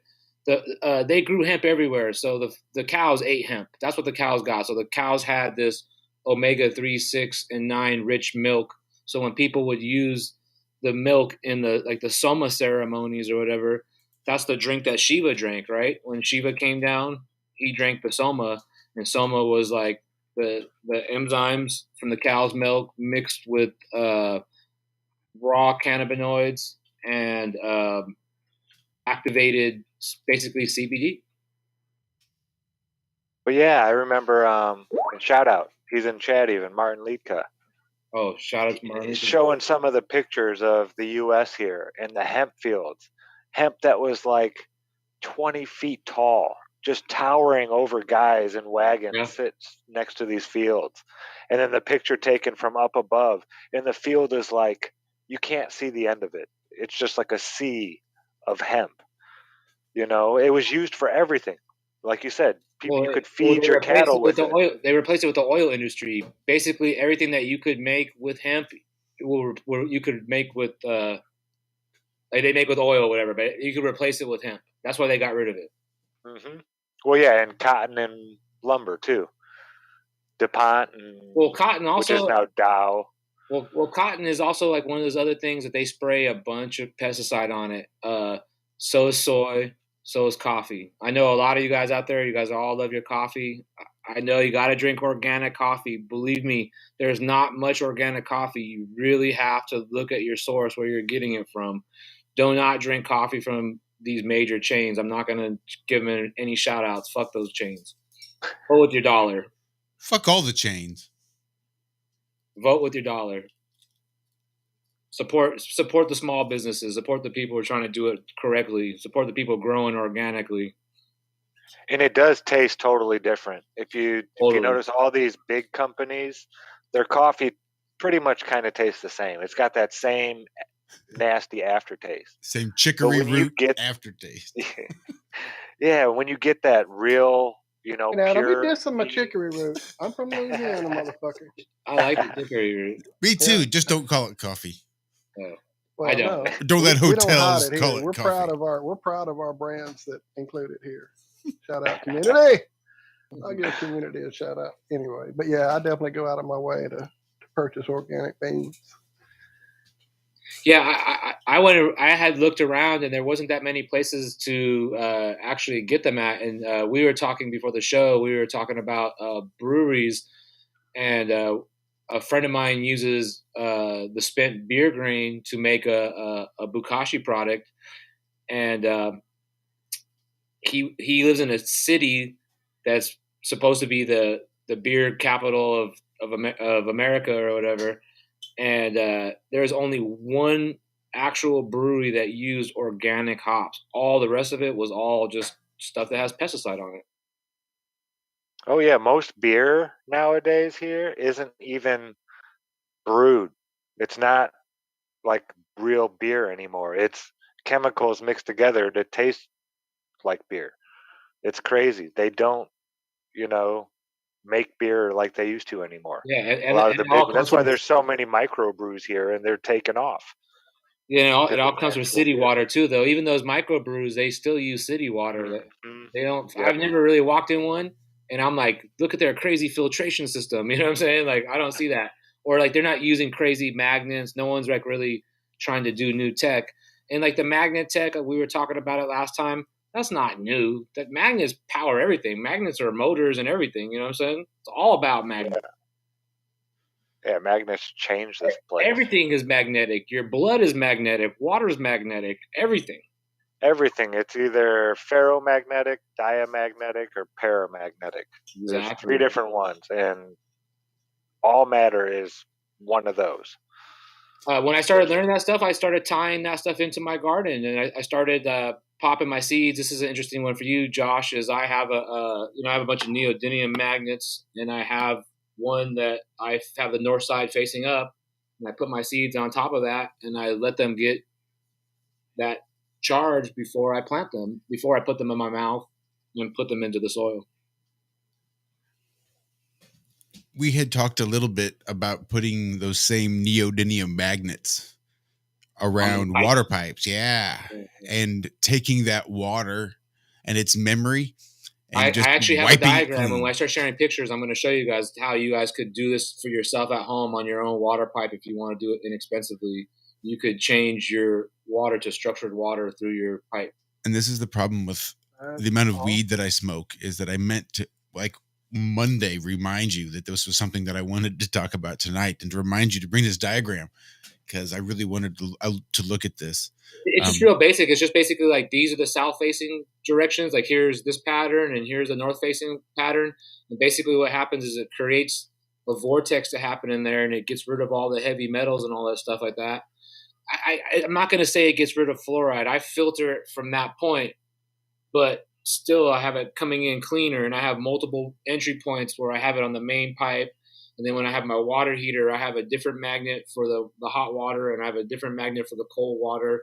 And then I have one of those wash basins, like in my laundry room or whatever. And that's where I bring my that's where I do RO water to. So basically I have another magnet on that as well, to make sure that it all gets its share of the structured water, before it comes into the house. Yeah, because that's definitely what I would like to do, is to treat it there at the main line, and then again right there before it hits, and then again even the tank. I can treat that whole RO The tank only thing there is, too.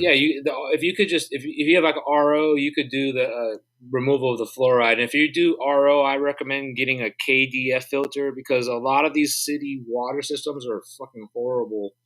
It's just recycled. All the drugs and all the nasty shit people are taking and shitting into the toilet, that's just getting recycled, and it's not getting treated. It's just getting bleached, and they're adding fluoride. Yep. It's horrible.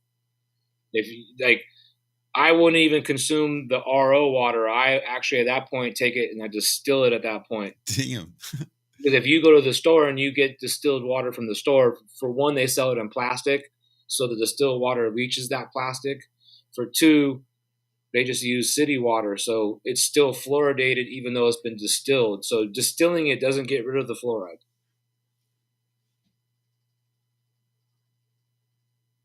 No, there are a couple. I know a Berkey filter that does real good. It's like 99 point something %. It gets the fluoride out. RSO, what is it, Josh? About 95? About there, I think, somewhere around there. 95 or 93, something like that, I think.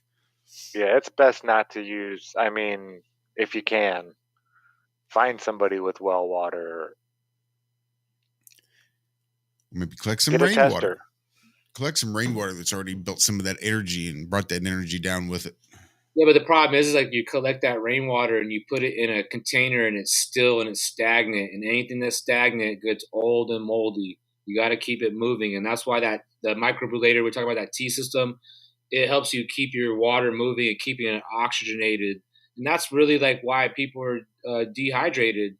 They're not getting the proper they're not getting the proper structured water or oxygenated water that they do need when they are drinking water. When I say structured water, I talked about this before, but if you're looking for structured water, you can get it from a piece of fruit. You can get it from an orange. The plant converts it into structured water for you. All you got to do is eat more fruit. You get all the structured water you need. You'll be less dehydrated.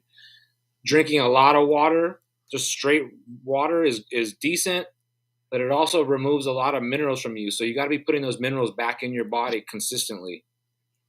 And now, Yeah, it doesn't only clean out all the toxins, but it does. Yeah, it gets rid of the minerals as well. They say distilled only takes all the bad out, but regardless, when you're flushing yourself out, it's just like flushing a plant out. You're flushing good minerals out regardless.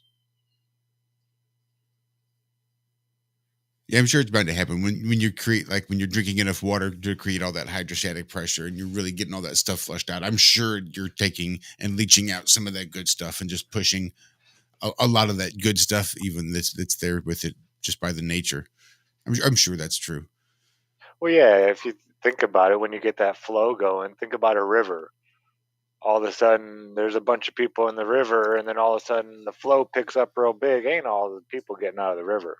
Nope. A bunch of them are going to get taken right down that river, and they're going wherever the river's going. Even the ones you do like. Yep. Yeah, but I started realizing to grow better plants is I just had to give the plants better water and have them they just need better conditions. And it's all about, if you can control your environment and you can control your conditions, you could grow anything.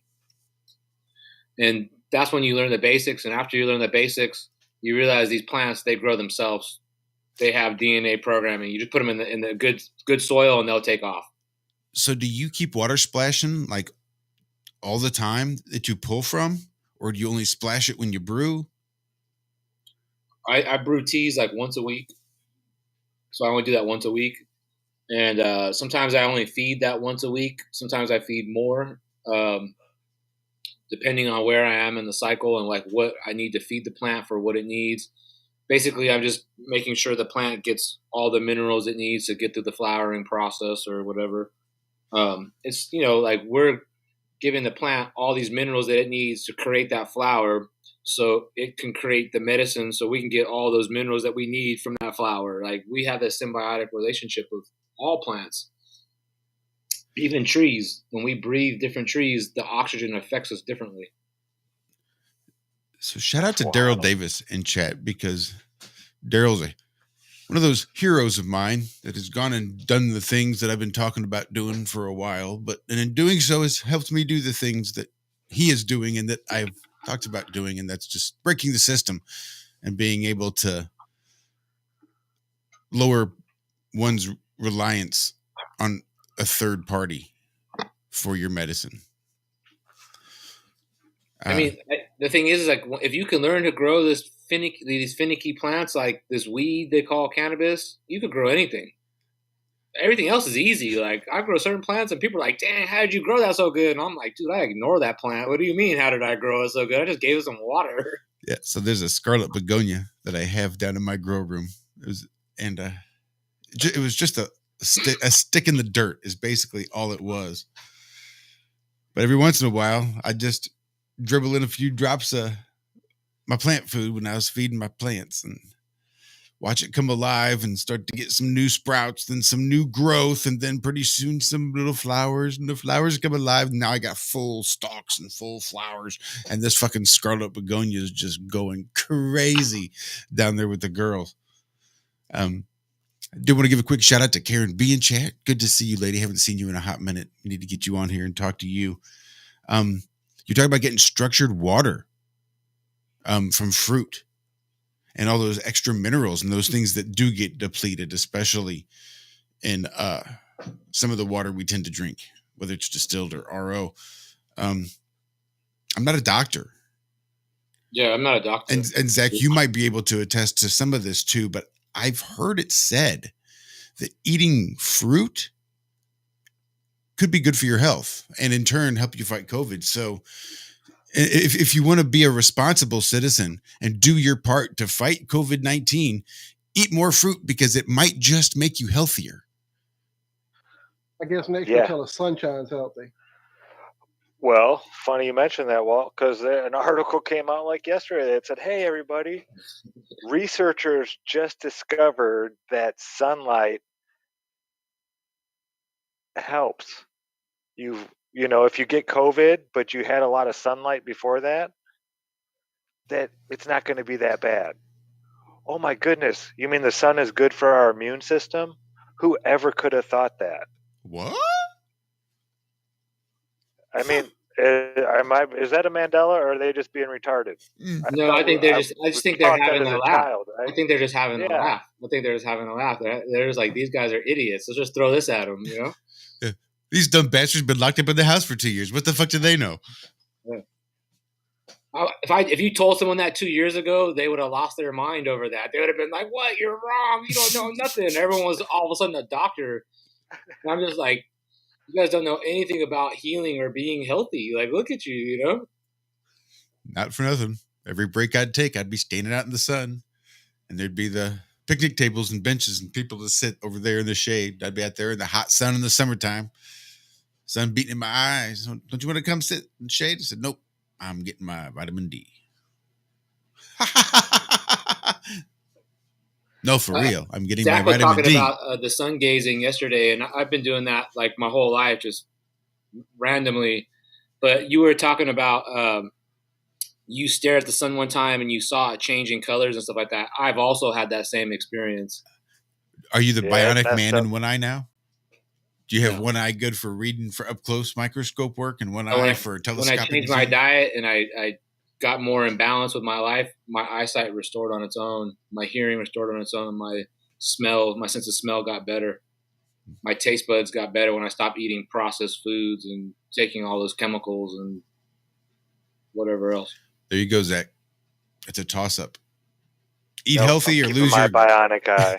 Go gadget eyesight. Yeah, no, I messed it up pretty bad. I watched it change all kinds of colors. Like, it went through the whole period, though. Like a half hour on it was a 45-minute car ride to my grandma's house. And I remember laying there just staring up at it with my right eye closed. And I got it to where my eye could get used to looking at it. And then I just kept staring at it. And then it was like green and then blue and then purple and then like yellow, and I'm not sure what order they all went in, but yeah, it like went through all the colors. And the optometrist, when I told him about it, I was young. I was like probably 9 or 10 when I had to get glasses. And I told him what I did. He's like, "Oh my goodness, yeah, you You dumb little it bastard. appears you melted my lens, so it isn't convex anymore like our lenses are. My lens on my left eye was actually concave, so it made it good for looking at smaller things instead of looking at bigger things further away." Yeah, it's weird, but I like it. So yeah, I'll never get LASIX or anything like that to try to fix it. Yeah, best of both worlds. Yeah, it's when my right eye starts going to shit. I don't know, or I don't know what's going to happen. Try staring When I at the start- moon. Any of those things you can reverse, like literally, like you hear about these people. Like, I mean, I don't even want to. Yeah, I don't wear my glasses ever. 30 You can ask minutes Bob or of Tammy or anybody. I never wear my glasses. Here If you I'm go, Zach. driving at night, I'll throw them on. Here's That's what you do. On the month of your birth, during the full moon, for the exact amount of time that you stared at the sun, you have to stare directly into full moonlight. Nah, I like my bionic And then eye. stand on one foot and jump up and down and The spin in $6 million circles. eye. And then hold your glasses above your head. And as you're spinning around in circles, hopping up and down on one foot, staring at the moon on the month of your birth, if you cluck like a chicken and throw your glasses as far as you can, then you wake up the next day, you won't be I'd able to all see better. shit. But isn't that how voodoo works, though? If you believe in it enough, No. could you do that? No. I don't know. If you truly believed it, though, and all that intent and everything went into it. Right. How- There's this guy one time. Yeah. Uh-huh. I'm Wile E. amazed at Coyote. juxtaposed. Uh-huh. Yes, and he was going off the cliff, and he so firmly believed that ground was still beneath him, he could just go right off that cliff and look and be like, "Oh my God!" And he still firmly believed that he could just change his mind and try to get back to the cliff before, guess what? Gravity kicked in. And then and only then would he realize the rotten situation he was in, and down he would go. But for that brief moment of pure, honest belief, you can see that Wile E. Coyote has defied gravity through pure intent and power of belief. I'm still waiting for David to tell us the story about how he flew. For real. He's playing with all this electronic gizmos and stuff down there in Mexico. He said he was going to try it, and I've barely heard from him since. So I don't know if I was able to fly around. I don't know. I think I'd be doing a lot of that. No, I don't know. I'm just saying, Josh. Your skepticism is what holds you back. No, I'm joking. Well, but not really. See, I and think that's a horse of a completely different color. That's not at all. I don't believe I can fly. I've tried to believe it, but that's not how it works. I've wanted so bad to believe something like that so I could do it, but I don't believe it. And see, if somebody's being an asshole to you and you call them out on it, like, "Hey, you're being an asshole." And they're like, "Hey, I'm not trying to be an asshole." Well, great. Are you trying to not be an asshole? Because if that's what you're doing, you suck at it. Have you tried to not be an asshole? Try doing that. If you're not trying to be an asshole, then maybe you should be trying to not be an asshole and see how that comes across. So, yeah. Yeah, I think our power of belief, it's more than belief. I think it's knowing you can do this stuff. And how do you know you can do something until you do it? And how could you even fathom knowing it when you've been told your whole life you can't? Okay. I don't know. Purple Can we do tracksuits. things? and white sneakers. Is that Heaven's Gate? I think that's No. right. Heaven's Gate was the black Cortez. Okay, who was followed the comet, and when the comet came in, That was Heaven's Gate. That was Heaven's Yeah, Gate. Heaven's Gate. that was Heaven's Following Gate them. with the They all wore Cortez though. Bo and Pete. it was purple shrouds over their genitals, right? Because they had to cut their nuts off. They castrated themselves, and then they had to put like a purple silk cloth over I didn't even know that. their much private bits, I think, before they all committed suicide before they could hop onto the comet and go to heaven. Yeah, they were like trying to like link up at the exact time so they could link up to the comet and Yeah, go to whatever planet or whatever. that's what the power of belief gets you. That's all I'm saying. Well, I'm not going to pull any Wile E. Coyote. Those people were living like in a really rich neighborhood, like really expensive neighborhood, and they were like making like big money, like doing like computer programming, like real early on or whatever. What do you want to? Because that was a long time ago. That creepy old guy, I'm sure, had a body double that he planted in his place, and he's off laughing his ass off somewhere. The devil's a deceiver. You know what I'm saying?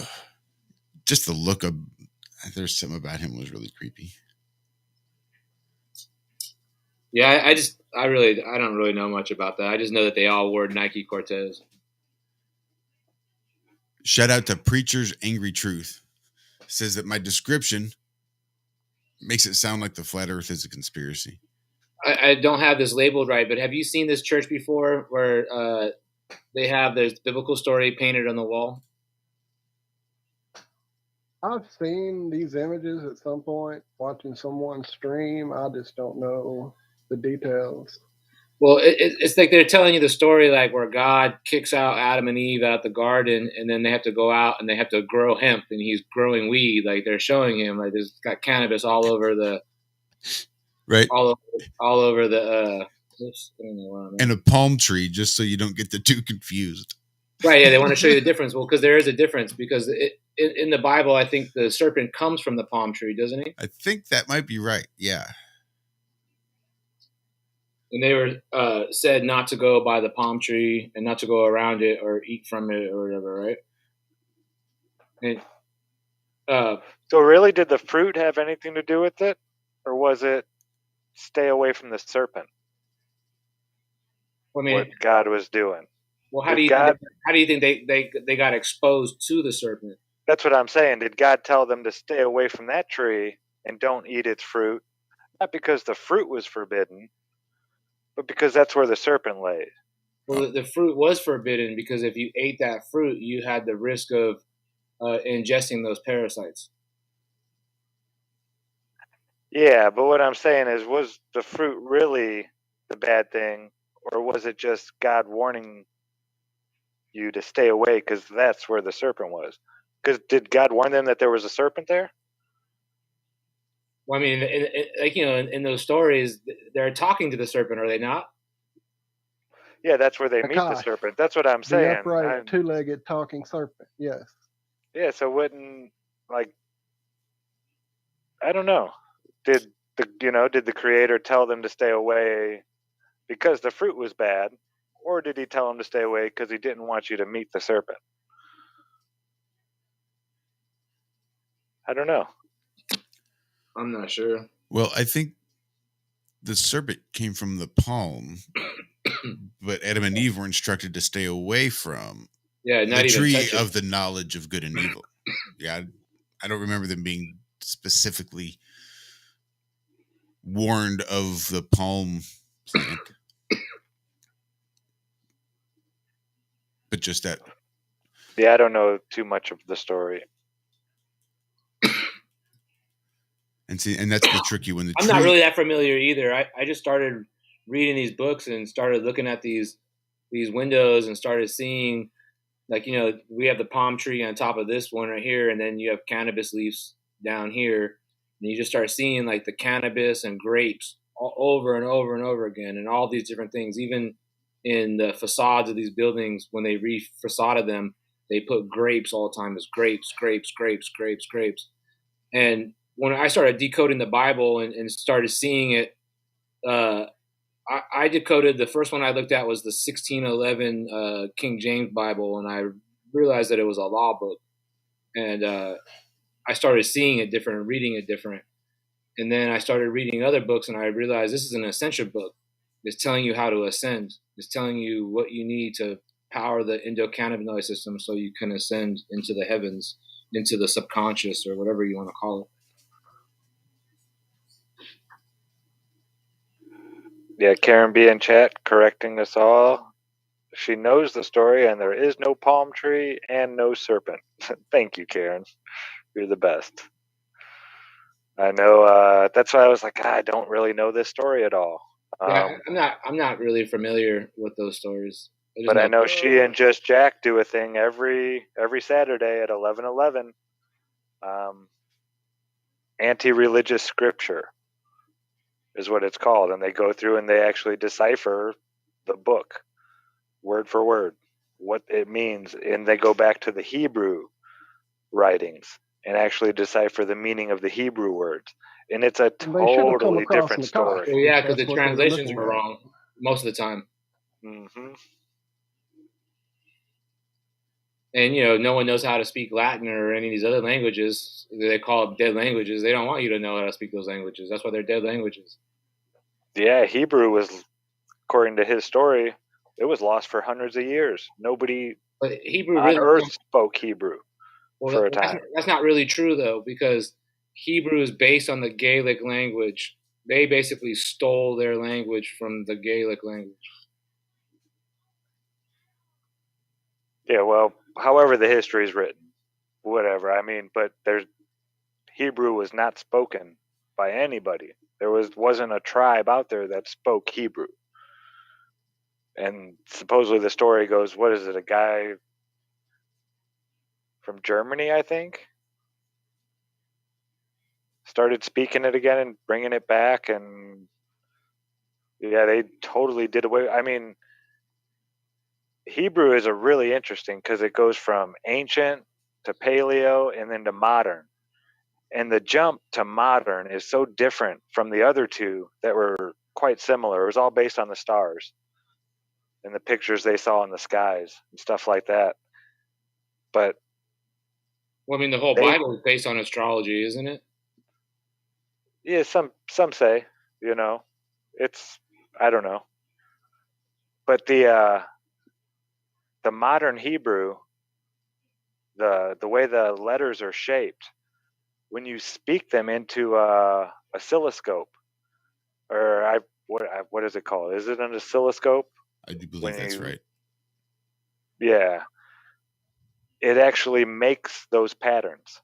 Like cymatically, when you say Aleph, it makes the waveform and it makes that symbol cymatically. Bet, Gimel, Dalet, Het, all these. Yeah, it's like they figured something out cymatically. It kind of shows how advanced these ancient cultures were. That their alphabet was, you know, the actual symbols that the sounds were making. Yeah, it's amazing. But yeah, it is. Now it's hard. Now we speak in contract law and no one understands it. Mm-hmm. Well, yeah, we're not taught these things. Yeah, no one knows. Everyone thinks that they're so smart and they got it all figured out and they're using all these legal terms. They're going to go protest. They don't know what that means. You know, I always think to myself, like, if you got one of these legal dictionaries and you looked what these terms were, you would never use them ever again. But, you know, like, where do they get all their programming from? It comes from these media outlets, and, you know, they program and get them to believe that's how it is and that's how it works. They want to keep you stupid. Yeah, we can read, you know, we can try to figure this place out by looking at books. And I'm not putting books down. Books are great. But the best thing you can do is get out there and look and observe. Absolutely. And record, gather data, put it somewhere. This is what we really need to figure this place out. I mean, we can look to the ancients. They were wise beyond all, but deciphering this stuff, I mean, it's great to get ideas, you know, but how do we know exactly what they were really saying? Need A lot of this Input. Yeah, I mean, Yeah. who knows? I mean, who knows when these texts are from? Are these like recycled from 3 ages ago? Some of these texts, you know, or is this the same story, just like rewritten over and over and over again? The hero comes in on the white horse, Washington, Alexander, whoever, you know. Yeah, they do. They do love their heroes, don't they? Yeah, My favorite is Paul Revere. Paul Revere rode 19 miles from pretty much Boston to Cambridge. You know, and that's it. Have you ever heard the name Israel Bissell? No. That guy rode over 300 miles all the way to Philadelphia. And his name is not, he's the one who actually warned everybody. And his name is not in one history book. Not that you'll find in a school classroom, at least. You'll have to go to like the real history of the United States or something like that. But Israel Bissell, that's the guy who warned us that the Redcoats were coming. But he wasn't in the club. Yeah, you gotta be a member. You know, that's why I say we were talking to Alex, Michael last week on the Truth or Hour of Comedy. Mike LeBrash channel, shout out. Yeah, shout out. Sub if you haven't. And yeah, you know, we were talking about, you know, history and who's going to go down coming out as being the person who introduced flat Earth, the resurgence. Because you know, Mick Jagger mentioned it in one of his songs and said the Earth is flat. I was like, right there. They're going to say Mick Jagger was one of the people that started this in the history books 100 years from now, when none of us are alive. And who's going to be around to protest it? They can't come up with original ideas or original whatever. They have to take it from people that are exactly. It's always a sir this or a sir that does all these major things in history, right? It's always somebody from their bloodline or this or that. Well, that's why like they promote the character called Tesla, and I just think he's fake as can be, and I don't think that there wasn't a smart person that wrote all that stuff or whatever. I just think that's all that character is just fictional. And I just looked into it. Like I researched it a little bit. There's only like 3 or 4 pictures of that guy, period. That's it. How does that make sense? If he was so famous, why is there only 4 pictures? Yeah, I don't. Yeah, There's like 20,000 pictures of a Lincoln. They're not all real, but like there's 4 pictures of Tesla, and they just keep re-photoshopping them into different backgrounds. Like, here's this great inventor and whatever. Like, and everything that he came out with, the building technology that's older than him proves that technology existed pre him. So he didn't invent anything. He just basically was just stating what he knew that we got suppressed from. You know what I'm saying? Well, they had to give this to somebody. These, you know, with their narrative and their storyline, the way they're saying it. They don't prop up just anyone. They only prop up their own. You know what I'm saying? Yeah. And I think I'm sure they he was know. in the club. I think they know that there are certain truths that truth is inescapable, and that things that are true that are hidden will not remain hidden long. So when they say, okay, well, then the Earth's a ball, they know eventually it's going to come out that the Earth is flat because they're hiding it. They're hiding the truth that the Earth is flat. So they know at some point that truth is going to come out, and it's just a matter of time. Same thing like with cannabis. Cannabis is evil. Cannabis will make you want to go crazy and mug old people so that you can get your fix to do some marijuanas.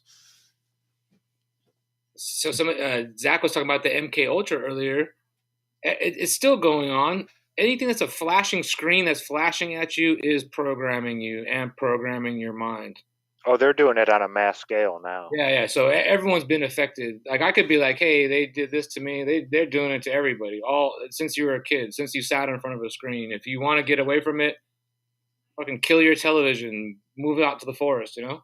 Speaking of the full armor OG, Yeah.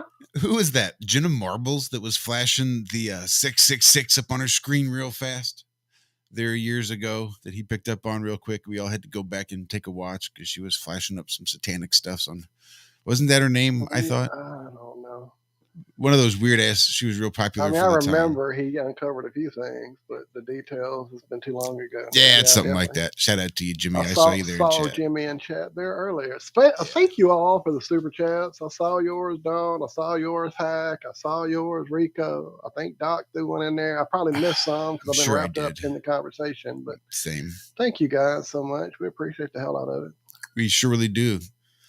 That's what keeps this thing going. And for those of you that be like, I would absolutely give you super chat if I could. I would totally sign up for your channel if on Rockfin if I could, but man, money's tight. Inflation's a bitch, and I can't afford that. There is a share button. You could share the show. There's a like button. You can just mash that little thumbs up right there. And we got like 7 years worth of content. Go back, watch some shit. Comment on some past shows. Yeah, Comment on this one later on. Like, share, comment. How do you like that shit? That's how you can help out fledgling YouTube channels or channels that you love and would like to support but cannot support financially. There are other things that you can do. If they monetize their videos, watch the whole fucking commercial. Just let the fucking commercials play. That's how they get paid. The more commercials gets watched, the more they get paid. It's the least you can do if you can't donate some money. Just watch their commercials. Watch them a little bit longer. Don't skip so fast. Every second counts, I suppose. But again, like, share, subscribe, comment. And if you have YouTube Premium, they're still getting paid. Also, it's okay if you have Premium. We wouldn't know. No, yeah, I'm saying like they still get paid, you know. We get super chats, so obviously our channel is monetized, but Right. we stopped monetizing videos a while ago, and really just left the channel. The only reason the channel is monetized is just for super chats. We didn't want to really.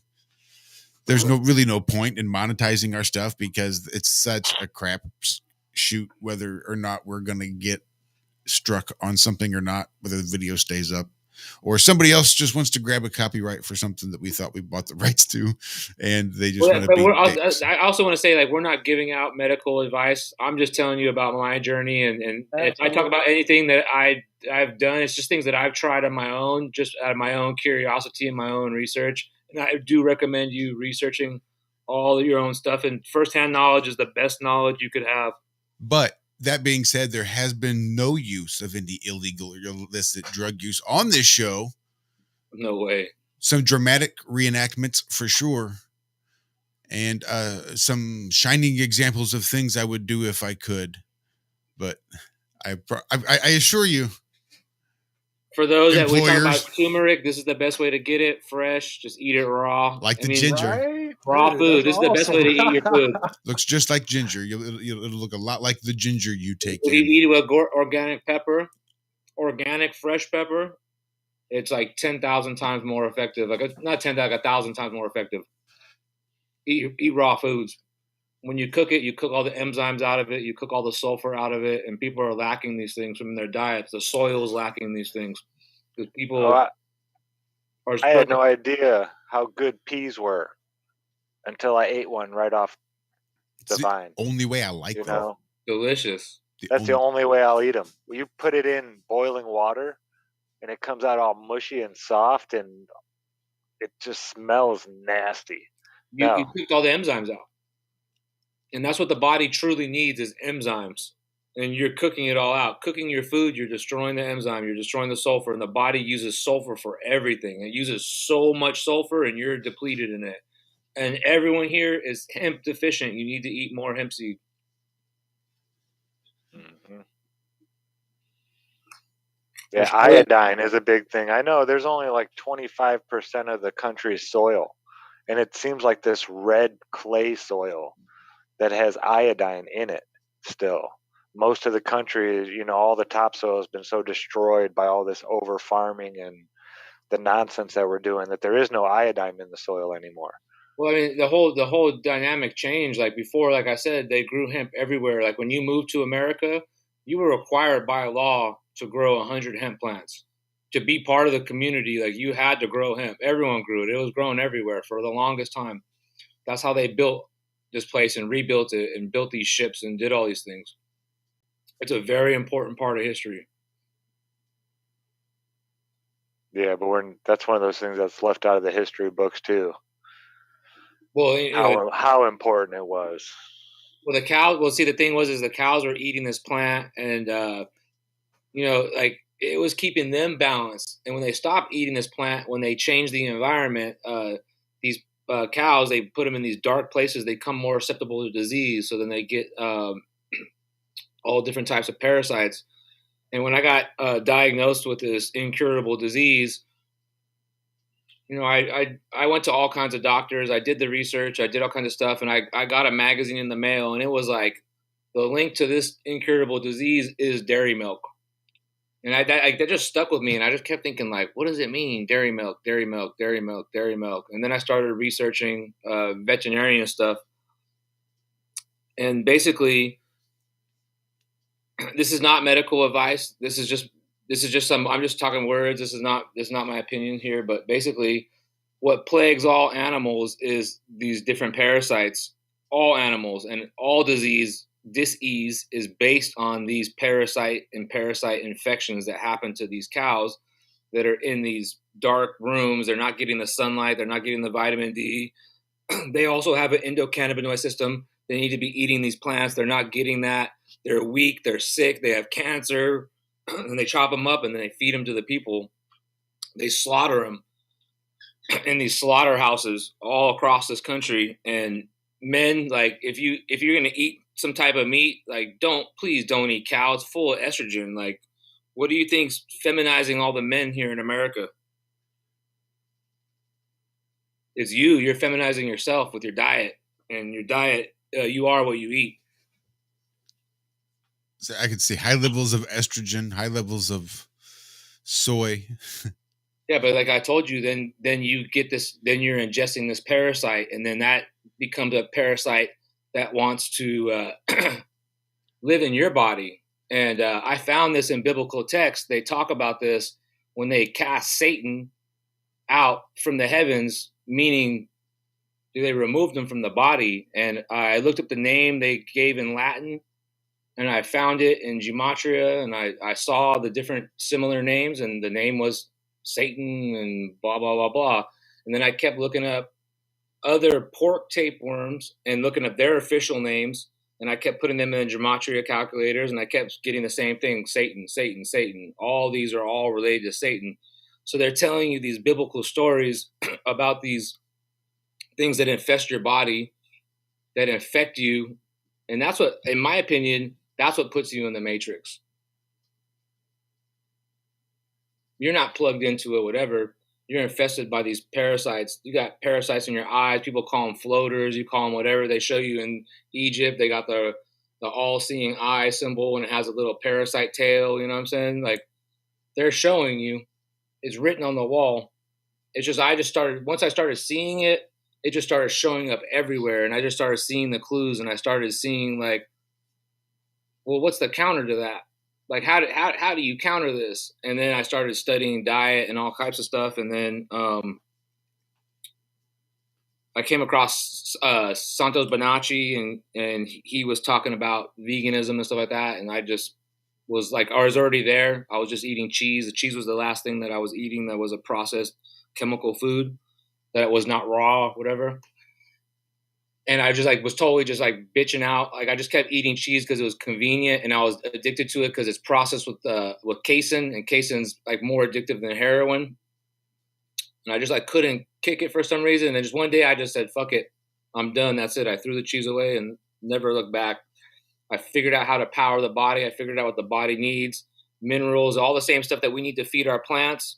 Like learning to grow my plant learned how I learned what the soil needs is what I learned what the gut needs, and why the plant needs this is because we eat those plants, we ingest those plants, so it needs all those things. It needs the copper, the zinc, and whatever else is in it, and that's why we eat these different plants. That is They different things. So I don't mean to interrupt, but that is one of those things that I've noticed that has been being channeled to me through these ladies as I deal with them. And this idea of nutrient deficiencies and toxicities in humans and the way they're going to obviously present. That when it comes to our health and plant health, there's going to be a lot of similarities and crossovers. And when you see these lockouts because it's too much of one thing, so you have to try to feed it something else, and you have to try to figure out how to you need to figure the balance out. Right? the balance out. And that's what we need to figure out in our life. And most importantly, see how those deficiencies present themselves, and those toxicities present themselves in our bodies. So we'll say, oh, that's going to be iron, not magnesium. It can be a little tricky, but that's what I can tell from the brown spots. If you're healthy and you have a strong immune system, and you drank some milk and it had parasites in it, or you ate some sushi and it has parasites in it. If you eat sushi, by the way, that parasite lays 40,000 eggs in your system. If your system is not healthy and you have like high candida or acidic environment, that's where parasites thrive, and that's where they want to live in, and they'll stay. So you'll really suffer for it. You know what I'm saying? And when I started realizing how you stop this is you just balance your body out, just like I do for my plants. And how the way I learned how to fight infections and stuff like that is from fighting different bugs that I learned to fight for my plant. You can get all kinds of bugs. You get spider mites, root aphids, this, that, and the other, And DE, baby. Diatomaceous earth. I've been through battles with all these different parasites that invade the cannabis plant, and that taught me how to fight my own internal parasites. I'm going to share my screen. What I was showing earlier was just like a random folder. I didn't know what was in it, and I forgot that I was sharing my screen. I randomly smoked some hash before the show, and I'm fucking. I dig it. I was this close to randomly smoking some hash before the show. It probably wasn't the best idea, but now I'm just. I am this close to randomly smoking some hash right now. Please do. Shout out Daryl Davis. Shout out Daryl Davis. who I'm going to have on here very, very soon. Yeah, we should get on together, me and that guy. I know that's going to be the next. He's got to get it. Sorry for interrupting you, but how does he not have a blue wrench? That's a good question, because all of my wrenching powers has to be done through my phone. Oh. And then on my phone, it's going to be done through the Iron Row Media YouTube channel, which I'm not usually on the YouTube app on my phone. Only the YouTube Studio app is my Iron Row Media presence. For the YouTube itself, it's my personal channel, so I can watch First Amendment videos and Grow Talk, Cannabis Lifestyle Television. There's a bunch of really good content creators out there for growers and smokers. If you're into podcasts and talk shows, there's some really, really good ones. There's some really good information out there. There's like the top leaders in the industry, and I'm not talking about these jackasses that run these corporate cannabis businesses. I'm telling you about the people that shaped this industry, the guys that pioneered CBD and all this stuff like that, and discovered the research on all these compounds and released the information, did the grassroots informational whatever at every event consistently. There's so many wonderful people in California that contributed to that because of Prop 215 that I learned so much from. And like I said, like I didn't start looking at some of these history things. I was already into history, but cannabis has a real deep history, and the Scythians took cannabis everywhere when they conquered places. They took the cow. The cow used to be sacred because they used the cow to make the field of manure so they could make the sacred soil. And they also got the sacred mushroom from this cow. So the cow was sacred. They didn't eat it. They only would take some of his excess milk to make the soma from it when they wanted to enlighten themselves or before they went into battle. I think the Scythians specifically, they put the flower into water and they got the raw cannabinoids and they drank that before they went to war as well to give them courage to go to war. But cannabis has deep history that it showed me so many of these things that people are now talking about. They're like, oh, look at this culture and look at this and look at this society and look at the old world. I'm like, I've seen all that before 20 years ago, you know? Not to brag, I'm just telling you. No, that's awesome. I dig it. That is so cool. Again, it's this idea that the truth cannot be kept hidden. It's going to come out. They know it's going to come out. Everything that they have to work to hide, they know they cannot hide forever. They know it's a losing battle. What I'm going to show here is these are parasites that actually invade your body. These are ones that actually all they want to do is live in a host. They need a host. Some of them are a little spooky. Whoa. You ever? Sorry, this is those. It's a sweet tooth. Just satisfy that craving. This is the people that want to make fun of vegans. Go, bacon. These are pork tapeworms. This is where they come from. They come from the swine. This is why in all these biblical stories they say don't eat the swine because it has all these filth in it, and this is the demon that has in it, and that demon's name is Satan, and this is him. This is what he looks like. And when this is what I figured out. I mean, I just decoded this book and I just started seeing all this stuff and everything just all connected. The puzzle just started. I'll show you as we go on how I found all this stuff. But I wanted to show you guys, these are what people actually have inside of them. And if you're not healthy, if you don't have a clean diet and you're eating a lot of heavy foods that you're not digesting properly all the time, you're making those conditions for these things to live in. This is an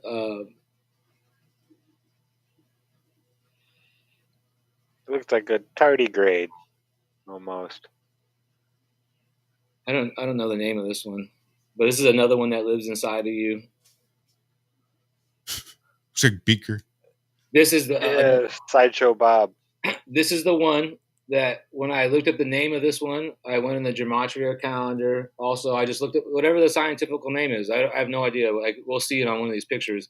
But this is the one that scales. Look at that. It scales like a dragon. And then it has, I want to show you more when I get down further. So Paul with the Flock TV, he's always talking about Janus. And before Janus was a two-headed god, he was a four-headed god. So here you have this parasite that infests your small intestine, and it has these four heads. You'll see as I go farther down. These are ones that came out of somebody. Those are hookworm, I think.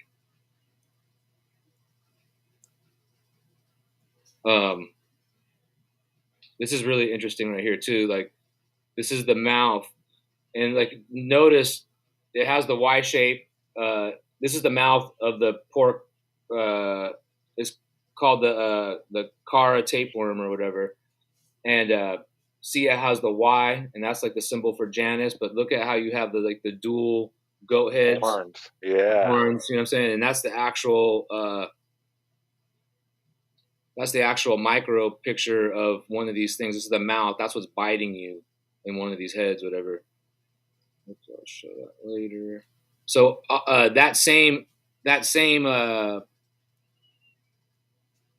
parasite also has a crown, a corona on top of its head, and you'll see in some of these pictures that when it's real small and starting to grow. But basically, eventually, it becomes a crown of thorns. Wow. And this is what lives inside of people. Like, tons of people are infested with this. In most third world countries, every 6 months they deworm themselves. Like if you have a pet, you're supposed to deworm your pet every 6 months. But what about you? You with that pet, it has worms, you have worms, guaranteed. And I know everyone out there loves their dogs and they love their cats, and I get it. I like them too. You know what I'm saying? They're awesome. But like, you have to think about the foods you're feeding them, what's happening to them, what they're getting infested with, and what they're passing off to you as well. Like with cats, I know a lot of you guys are cat lovers. You have the risk of Toxoplasma gondii or whatever, and you have to deworm cats a lot, don't you? Yeah, well, yeah, all of them you all got to animals. do pretty regularly. Yeah, but people don't do it for humans though. Not in this country. Like I start talking about like, hey, you should deworm yourself. People are like, dude, what this guy fucking talking about? No, I remember Rob Skiba did a short documentary on this because he spent so much time in third world countries as a missionary, and Oh, he right, said, right. you know, And he all never all did that any of stuff that that they call deworming stuff. they call stuff like malaria and stuff. It's parasite invasion. Yeah, oh yeah. He said when he came back and here in Western medicine, they didn't really have anything for him to do. His blood was just so over saturated with these parasites, like multiple different kinds. I mean, that's my exact story. I mean, I was traveling. I was living in Asia. I was living in Japan for a while, and I was traveling through the whole country. I was traveling through Asia just in general, and I remember I was like, "Oh, I got to go back home. I got to go like get back with my dog and whatever else." And you know, you say you get like I went into hot springs, all types of shit. You know what I'm saying? Mm-hmm. Well, like like when are you gonna go there ever again? You know what I'm saying? There's a hot spring. I'm getting in. You know what I'm saying? Like when are you gonna be back in Japan and Hiroshima at the beach? You know what I'm saying? And and then I came home, and then I started having issues, and then eventually I woke up in a hospital bed, and the first thing the doctor said to me was, "Have you been traveling out of the country? Have you been exposed to any parasites?" And I was like, "No, I don't think so." You know what I'm saying? I was eating healthy. I didn't know what eating healthy meant. I had no idea what eating healthy was. I thought what the programming taught me was eating healthy, and I realized like, hey, like you're a programmer, and the magic's still working on you. They're getting you too, bro. And Yeah, Western medicine is a joke. I'm not a doctor, nor do I play one here on yeah, YouTube or anything like that. Any of the places we're streaming, but in my opinion, Western medicine it's a money making scheme, and I'll just leave it at that. yeah, no, and it's crazy. Like, yeah, I walked in the hospital, came out a couple of weeks later, and the bill was like, 100, who knows, $200,000, like who knows what it was, something ridiculous, right? Oh yeah, and they probably didn't help you at all. No, No. help you what? So there's a question in chat. What would be a safe dewormer for the whole Well, family? you know what? Like, there's, it's hard to say. Like, I know a lot of people talk about what's the one that they're talking about that gets rid of the C word? Oh, ivermectin. Yeah, ivermectin. I've took that one before years ago, way before any of this, because I researched it, and I researched what their drug company presentations talk about, and this, that, and the other. And they basically developed that for cattle because the cattle are so infested with all these different parasites, and people are eating these cattle all the time that are completely infested. The picture I'm showing now is the main parasites that invade the human body or whatever, but these are the ones that most people have, like the hookworm. There's another one, but they're pretty disgusting creatures. But yeah, see, like they talk about this one. This is really interesting. I found this one. It talks about its crown, and it's talking about it's unarmed at this point. Before it comes out, it's unarmed. So I guess when the crown is out, it's armed, and that's when it latches into you and it starts infecting you. And parasites do all types of things to you. Like it affects your mood. It gives you cravings for things. It makes you crave sugar. It makes you crave all these acidic things because it wants you to create this acidic environment in your body. And they basically take over certain systems completely. Raw garlic is always a good thing to keep in your system for deworming. I've always kept Absolutely. up with raw garlic. Oh, the one that I want to recommend that I think is the most powerful one that out of all the different things that I've done to deworm, because I've done pretty much every single thing you've probably heard of, and the most one that I recommend is a natural thing.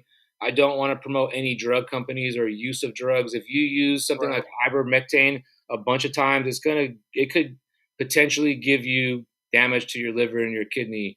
You have to think about what you're doing to yourself before you do it. And when you want to do these cleanses, you have to be taking 2 dookies a day. Like, you have to be clean. Like, you're putting the food in and it's coming out. Like, if not, you're putting this poison in or whatever it is, and then those parasites, they're smart. They go hide somewhere else.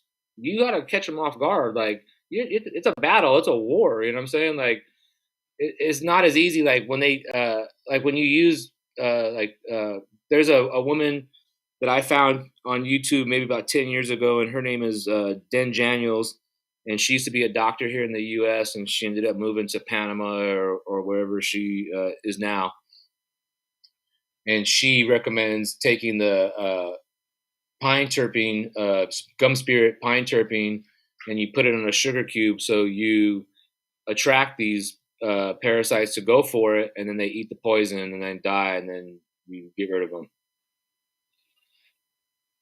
Wow. That is some crazy looking stuff, man. This is what I was talking about. This is when it's fully armed. This is his crown of thorns, whatever, when it's fully armed.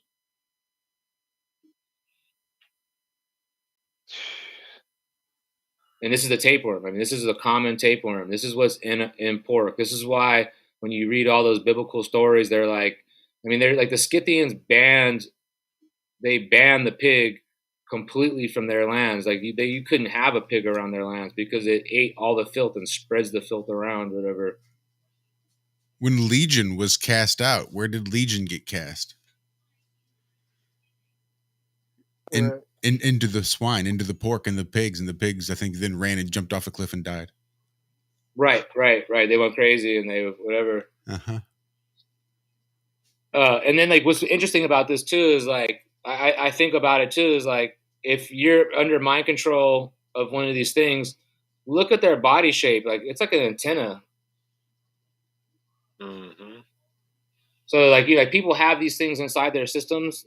They're like 5 feet, 6 feet, 10 feet long. I mean, people, like, if you like look up like people removing tapeworms, there's all types of videos. There's all different types of ways that you can do it. I mean, you could do it with like common stuff, like pumpkin seeds and stuff like that, like raw pumpkin seeds, not from the store, not roasted. Anything that's roasted, they killed all the enzymes, so all that healing shit's gone. Like, if it's been cooked or processed or heated, it's no good no more. You don't want it. You want it raw.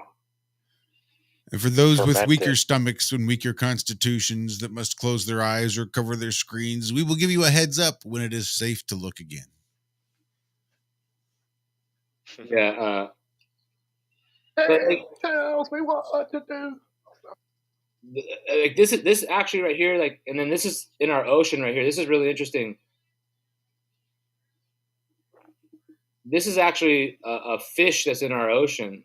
And then I look at the similarities, like how similar they are to some of these parasites that live in our body, and like their suckers and like their mouths and like, just how what they look like. Well, yeah, a lot of those parasites you'll find, like, what are they called? The pilot fish, I think, and it latches onto sharks.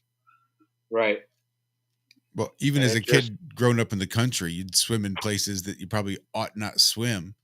And just like that scene from Stand By Me, you come out with the leeches. And a leech is it's literally leeching from you. It's a parasite. It looks just like those things in the ocean. It's just like a big, flat, slimy worm, but on the end of it's got these just tiny little teeth, and they'll bite into you, and they'll just start sucking, and they'll feed off of you. They leech off of you, and you got to scrape them off.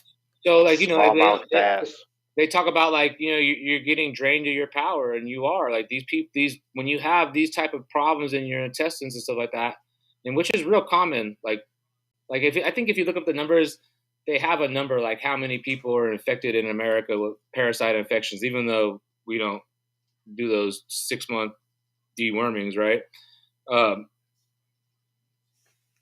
But at the end of the day, like, people don't want to admit that they have these problems. They eat that food, and this is what the result of it is. But if everyone started consciously healing and eating right and eating healthy and cleaning their bodies out and ridding themselves of all these things, they might be free from all the mental slavery. You might be able to learn to fly after that. You might be able to learn how to jump off the building or whatever the case may be. You know what I'm saying?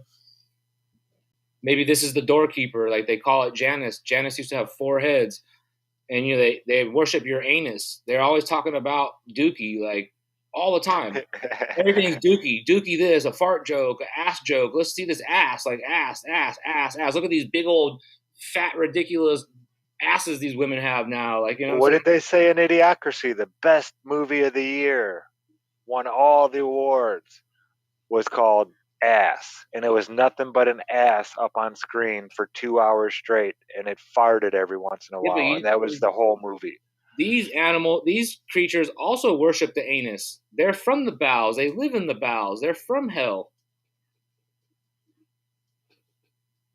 Wow. And I think a lot of people just don't see this, like these connections or whatever. Like, and then like we talk about dragons and serpents and all these things. It's all mythology, all history, everywhere. Serpent this, serpent that, serpent all day long.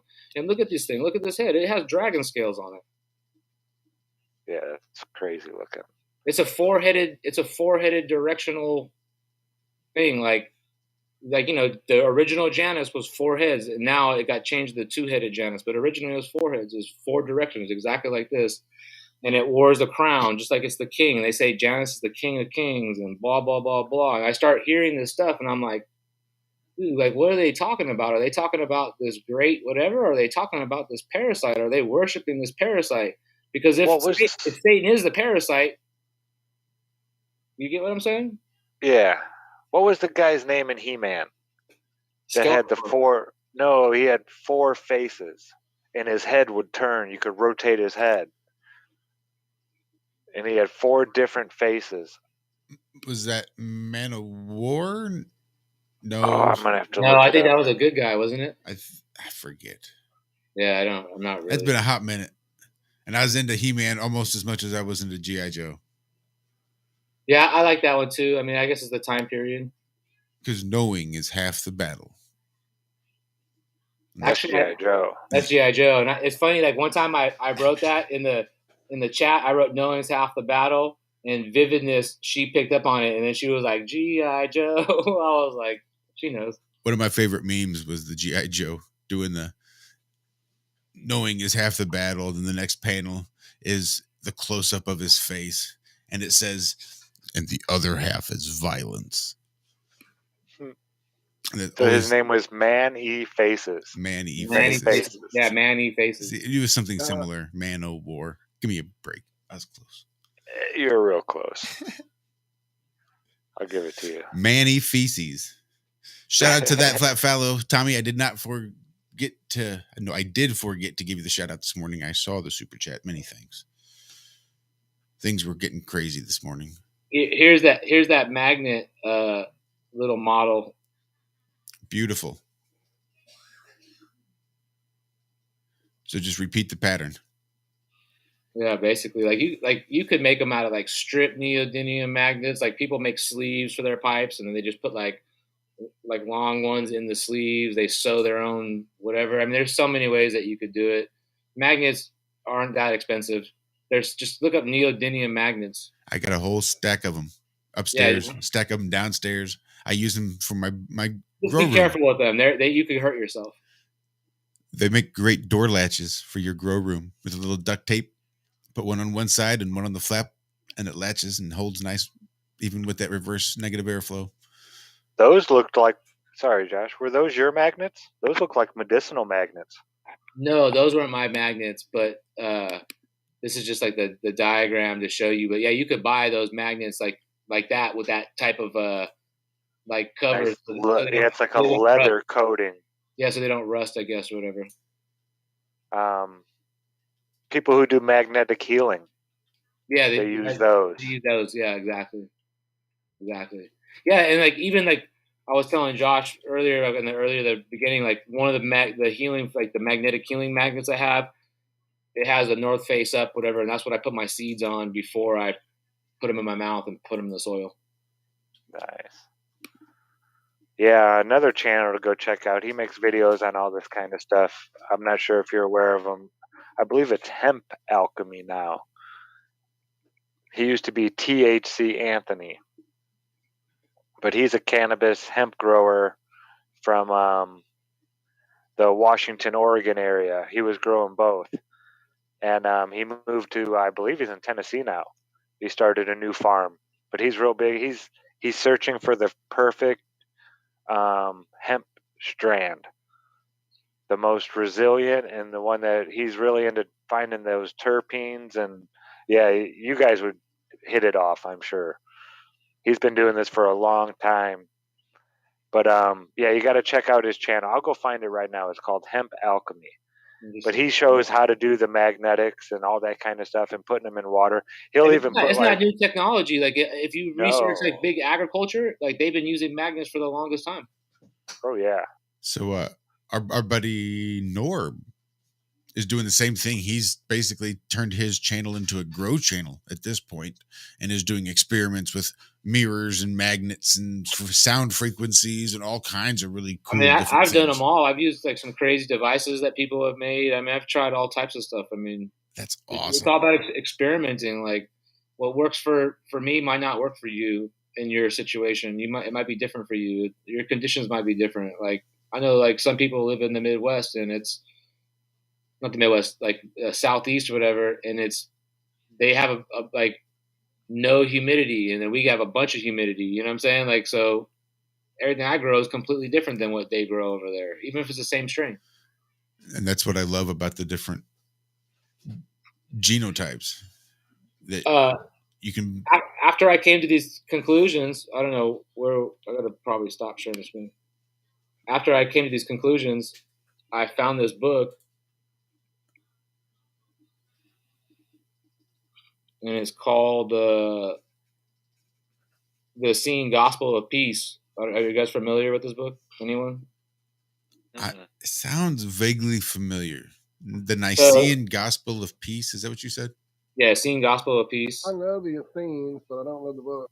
Well, Jesus was an Essene, they say, and Jesus had a lot of teachings, whatever. And they have this beautiful book called The Seeing Gospel of Peace. And when I read this book, it just confirmed everything for me. Like everything that I'm talking about, that I'm telling you guys, is in this book. These people, they seek Jesus. They go to the forest because he lives in the forest. He gives up all his worldly possessions, and the Essenes, they all live in the forest, whatever. All these sick people come and they seek Jesus to help cure themselves, to cure them or whatever. And he tells them, fast for 7 days, I'll be back. And when he comes back, there's one guy that's really struggling. He's really has it bad. And Jesus goes and he gets some goat milk. He puts the goat milk in front of the guy's mouth, and the pork tapeworm comes out the guy's mouth, and he pulls it out and kills it. And he says, this is Satan. And everyone's like, what the fuck? And they're shocked. Like he's just pulling out like a 10-foot tapeworm out of this fucking guy. And it's in this book. And I already like learned all this stuff. And then I start reading these old books and they're talking about the same thing. And the reason that I found this book is because it's one of the books that was removed from the original Bible collection. I think there was like 600 books that they edited it down to 66 books. That's an interesting idea, providing a friendly environment for the parasites just on the outside of your body. So while you're creating a hostile environment for it, creating that temptation. Well, we have to invite them in. They're like vampires. We have to invite them in. Well, so it's sort you of like invite them in by eating the food, right? And like the goat's milk, just inviting it back out, giving it a temptation to come back out, right. Creating that environment. Well, that's what they like the most is the goat's milk, because the goats are also infested with these parasites. All the animals, bears, everything, and there's a bunch of different passages. Like I pulled all this stuff up and I had it written down on a piece of paper, but I don't know where that piece of paper is at. But there's lines that talk about they cast Satan and he's going to eat dirt for the rest of the life. They cast him to the earth or whatever, basically rid himself of the parasite. And it talks about the animal suffering and all the beasts and the fowl suffering from the parasite.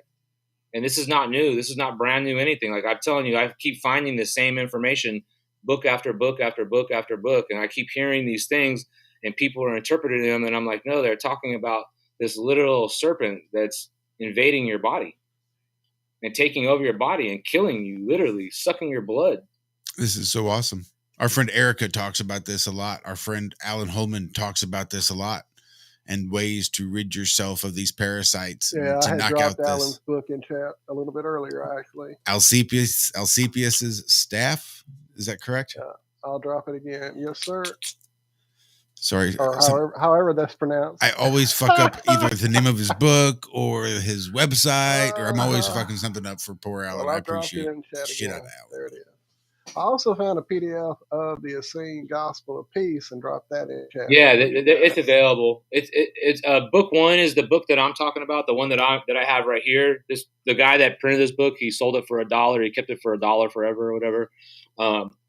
It's just like a random book. I was reading like every religious book that I could find, not because I was searching for one thing or another. I just wanted to broaden my information and broaden my horizons and just see what everybody was talking about, the Eastern, Western, different cultures. I wanted to learn it all.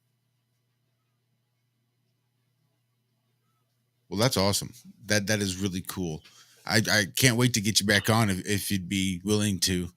I'm going to get Daryl on here, and then we could talk more about cannabis, like whatever. But I mean, we could talk about whatever. I mean, also. Yeah, I definitely want to dig into some of this deeper stuff that goes beyond just growing cannabis. As much as I enjoy it, Oh, man. I do enjoy many other rabbit holes, so to speak, as well.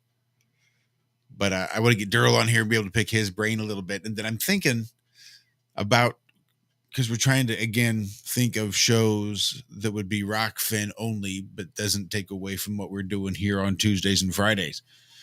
And I think like a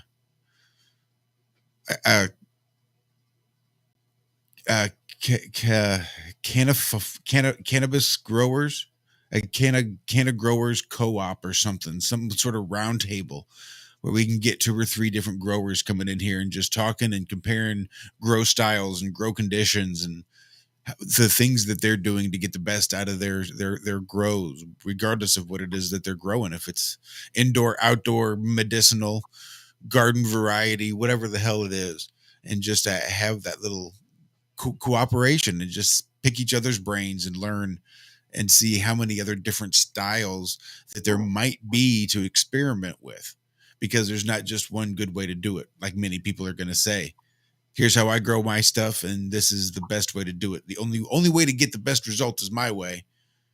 No, everyone has different environments. That's right. Everybody has different strains, different cultivars. Those genotypes will present their phenotypes in different ways. The chemotypes express the phenotypes in the different conditions. What he said. Yeah, but I mean, like it's really interesting. Like I've seen that before. Like where like me and 6 other growers like that live in different parts of southern, I guess California. No, it's not just the southern United States. Maybe all different areas, all grow the same flower, all have different results. That's what I love about that GG4 is that it's different every time, because it's going to be different every time. And because so many people are growing it that one's really interesting too. Like you could get it to taste more chocolatey. There's different ways. Like I can't really tell you how, because I only grew it for a few rounds or whatever. But like I grew it once and it was real chocolatey. It had like the chocolate terps came through on it. That's crazy. What a science! What a fucking science! It's amazing. But like all these things were all already like farmed out thousands of years ago. Like all the stuff that we're growing from and all the stuff that we're crossbreeding is already all been established for us a long time ago. And we call it land race. Once you take a plant off that land and you put it on another land, it is no longer land race. You change its phenotype by changing its location. So you could say like, hey, this is from the Hindu Kush Mountains, and hey, this is from fucking river. If you don't live there, that doesn't mean shit. Right. Unless you packed up a nice little root ball and hiked that motherfucker home, that ain't where it's from. Right. And then like, you have these guys like Maui Wowie was super special because they had volcanic ash and all that, whatever their environment, you know what I'm saying? Jamaica, they had that deep black soil and they had that mineral rich soil. So cannabis came out a lot different in these areas. Everywhere in the world. I'm to the point, like, I've seen the DNA studies and everything. I've got a few plants. I've got DNA testing on it, and I've had terpene profiles and all different types of stuff. But I'm to the point where I'm at the conclusion, like, there's pretty much only one cannabis plant. That's it, and it houses all these different things, expressions, and depending on the environment you put it in, is how it's going to express. But some people do breed it so it only expresses certain traits, but generally there's only one cannabis plant. See, the guys on Cannabis Lifestyle TV, I think, would really dig these conversations. There's another channel, the DGC. I don't think I would agree. Like, when I start telling these people about geology and the lies and fucking floods and this and that, and what's hidden beneath the dirt and the soil, and this used to be trees and blah blah blah, and they are like, dude, you're not part of our community. I'm like, the fuck? Like, let's be honest with, like, what we're doing, like, you know? No, and I totally get it, but sometimes you also, and I'll run this to the ground until the day I die. Now, you can totally plant the seed, but what is the number one mistake all new growers make when it comes to growing? They overwater, or they underwater. Getting that watering cycle down can be really tricky. Oh yeah. And it's real easy to plant these little seeds. Well, you're thinking in your mind, like, you're giving that plant the water and that's feeding it. And you're like, I want to give it as much food as possible. And a lot of growers, like, they veg out these nice looking plants, but they don't know how to manage the canopy. And by the end of the grow, it just kind of, or like, some people just get disinterested. That's why I always tell people, like, if you want to get into this, just do one plant in the corner, real simple. Don't spend a lot of money. Do it really inexpensive. Just see if you could complete the cycle. Yep, just complete the cycle. See how one plant grows naturally. Here's what it's going to look like. If you do it well, this is what it is. And then start reading books. And they don't read any books before that. Just go all into it. Just, the plant will talk to you. Like, if you set your tone right and you channel your energy. I do a lot of energy work, and I build my energy up in the morning, and I can get to a point where I feel like I communicate with the plant, and the plant tells me things and all types of stuff. I don't mean like I'm hearing voices. I just, like, we have, like, this communication that I can't explain. You know what I'm saying? Absolutely. Connection. It's different. You know, it's like a vibrational thing more than anything. Well, here's the correspondence when it's to, like, planting little truth seeds in with people, and, like, the guys maybe over at Cannabis Lifestyle or Dude Grows Show. Dude Grows channel, DGC, I think is what it is. You can plant the seeds, but it's really easy to overwater them. You got to be careful just how many nutrients. You really got to measure that ppm and that EC on what you're giving those seeds, and maybe just put the seeds in and just let nature take its course, right? And just let nature, hands off is usually the best way, especially with the plants, and sometimes with those little seeds of truth, is to not. If you have good genetics, they'll thrive in any condition. This is true, but sometimes you got to just let them get down there under the soil and come alive themselves, and you don't want to try to overwater it or force the process too much. And so when you want to talk to some of these grower channels and these content creators on YouTube that I think that talk more about growing the cannabis and trying to cross them into this truther community and try to get them into a little more of the deeper stuff, I think if you start, they're a truther community too. It's a different aspect of the truth, and that's what we got to realize. Like, there's a lot of versions of truth. Like, there's a lot of truth that we have to learn, and, like, we need to come together and get all the pieces of the puzzle for all these things and put together the whole puzzle. Absolutely. When I say truth or community, I mean it more like with the capital T. Whereas, like, the difference in you going over there and trying to tell them history is a lie, science is a lie, everything you've been taught is a lie. They're like, oh, dude, you're not part of this. When I start telling people that Tesla's fake, people get so mad at that. And, like, I'm not trying to insult anyone or hurt anyone's feelings. I'm just pointing out what I've seen and, like, based upon what I've read and the conclusions that I've made. I mean, it's just my opinion. You don't have to agree with me. Well, there's a lot of people that have that as a magic arrow in their quiver that they like to pull out from time to time. Sort of like the gravity arrow that we talked about earlier, right? Tesla.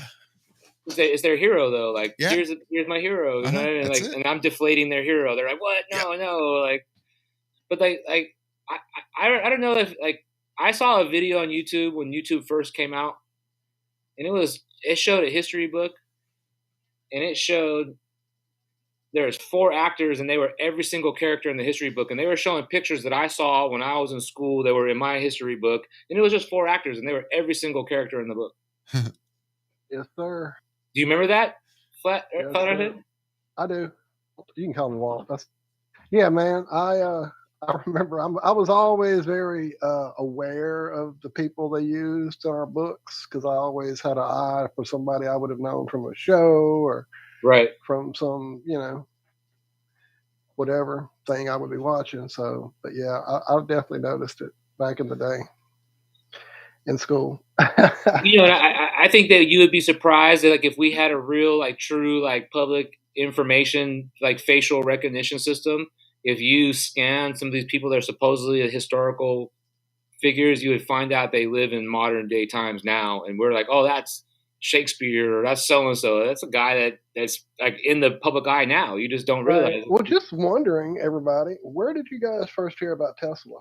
Just in general, just wondering where did you first hear Tesla and who he might have been and what he might have done?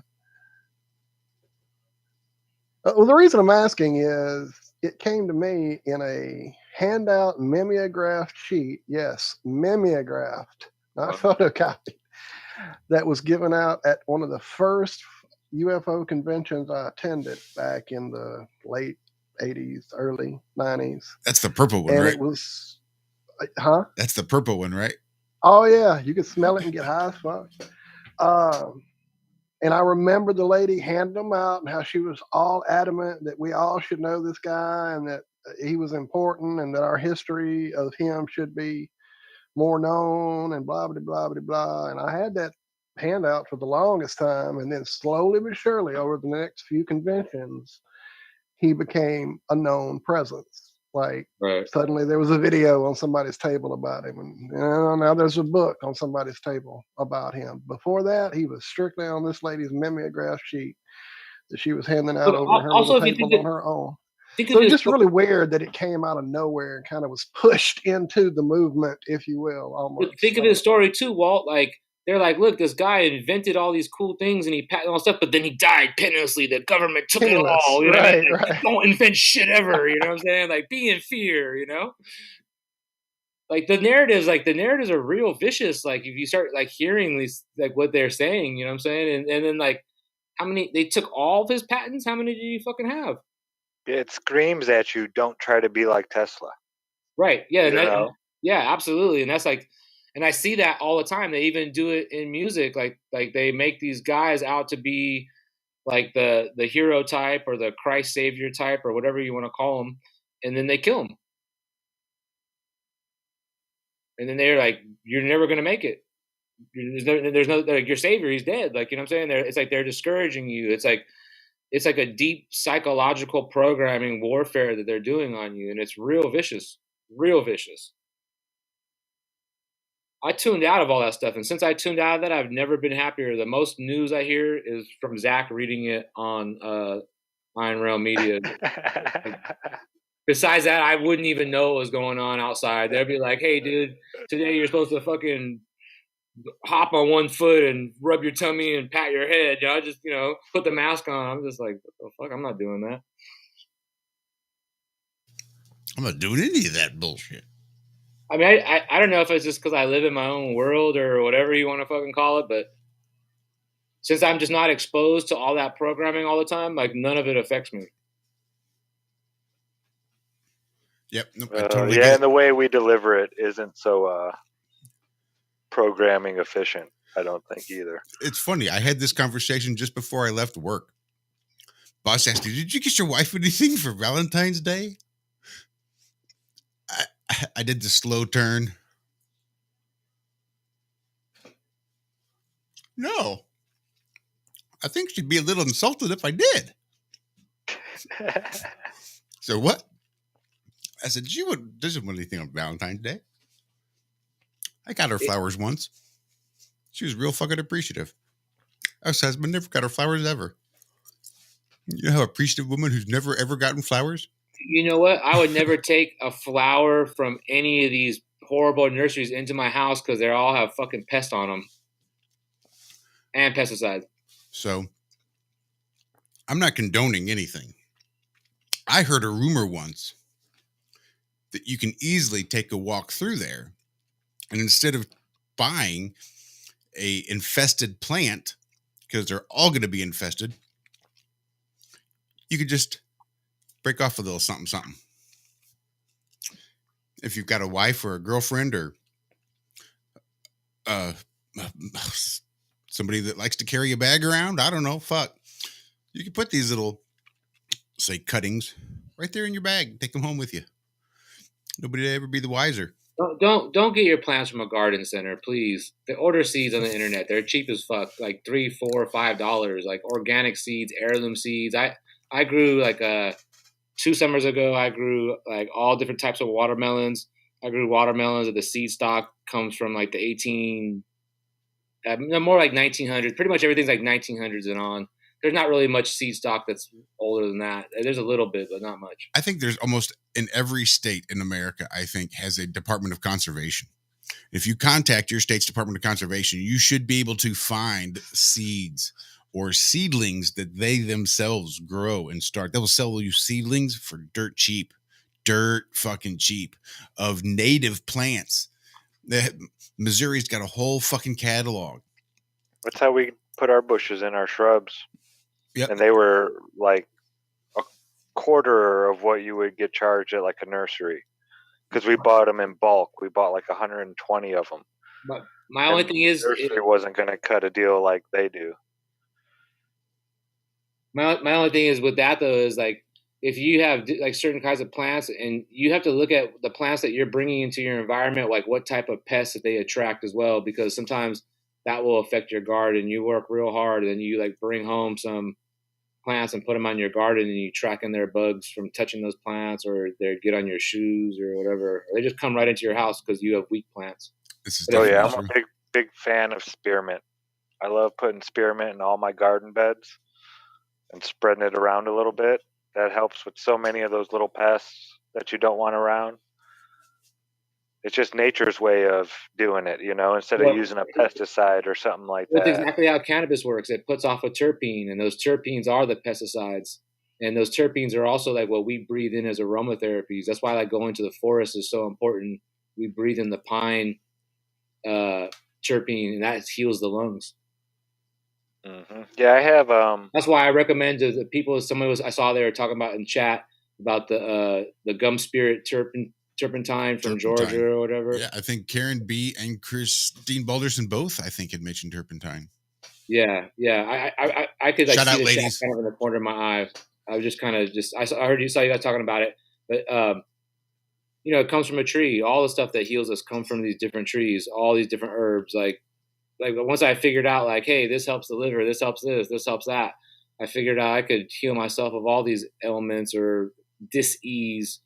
What we so-called disease that we call it, you know.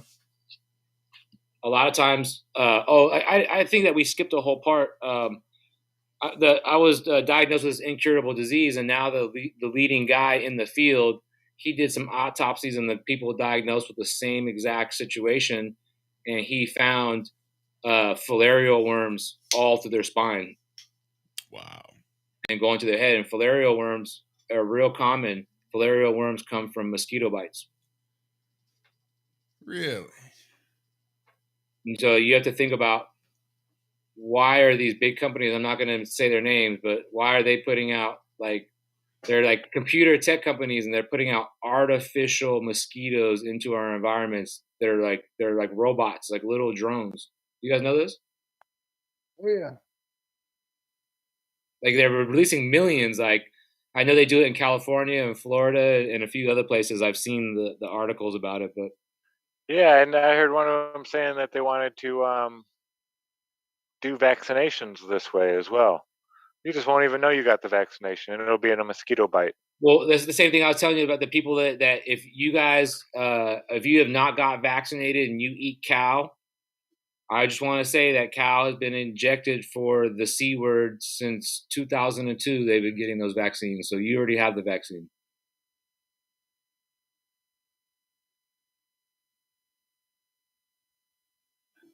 Yeah, it's crazy. Crazy world. And cows are just, they can just inject it with so much stuff. And then it trickles onto you. Like, the growth hormone, they want to take a baby cow and make it full size in 6 months. And look at all these people that eat a lot of this fast food. What do they end up looking like? Oh yeah, obese cows. Cows, exactly like the food they eat. You are what you eat, Yeah, I think obesity is definitely like one of the number one problems. It's, at least in the United States, if you look at the pictures from way back in the day, like 30s, 40s, 50s, there wasn't, maybe a couple overweight people, but obese. We didn't have supermarkets till the 50s. There you Well, go. if you look in like classical artwork, Titian and things like that, I mean, the ladies he painted were all quite robust and rotund. They weren't overweight. They were very sexy. However, they definitely weren't skinny supermodel looking ladies. I like them thick. And that was also the times, like, that was acceptable. Nowadays, like, people want to starve themselves to look like a woman that's actually a man playing the role as a woman on TV. Right.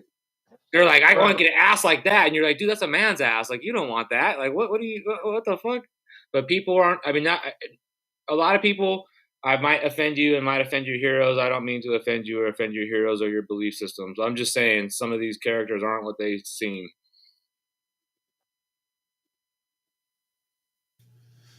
I'm pretty sure a lot of these actresses are really the dum-dum suckers in disguise. Well, I mean, you've seen like what they can do with the latex mask. They showed you this in Mission Impossible like 20 years ago. Right. The guy, like, he pulled his suitcase out and it fucking made the mask for him right there, and he fucking put it on. You know what I'm saying? Yep. Biden's showing us now. I'm about to say, Biden got it down, apparently. So. Oh, you mean Buffett? I don't know who the fuck it Dude, is under that mask that weird anymore. tab.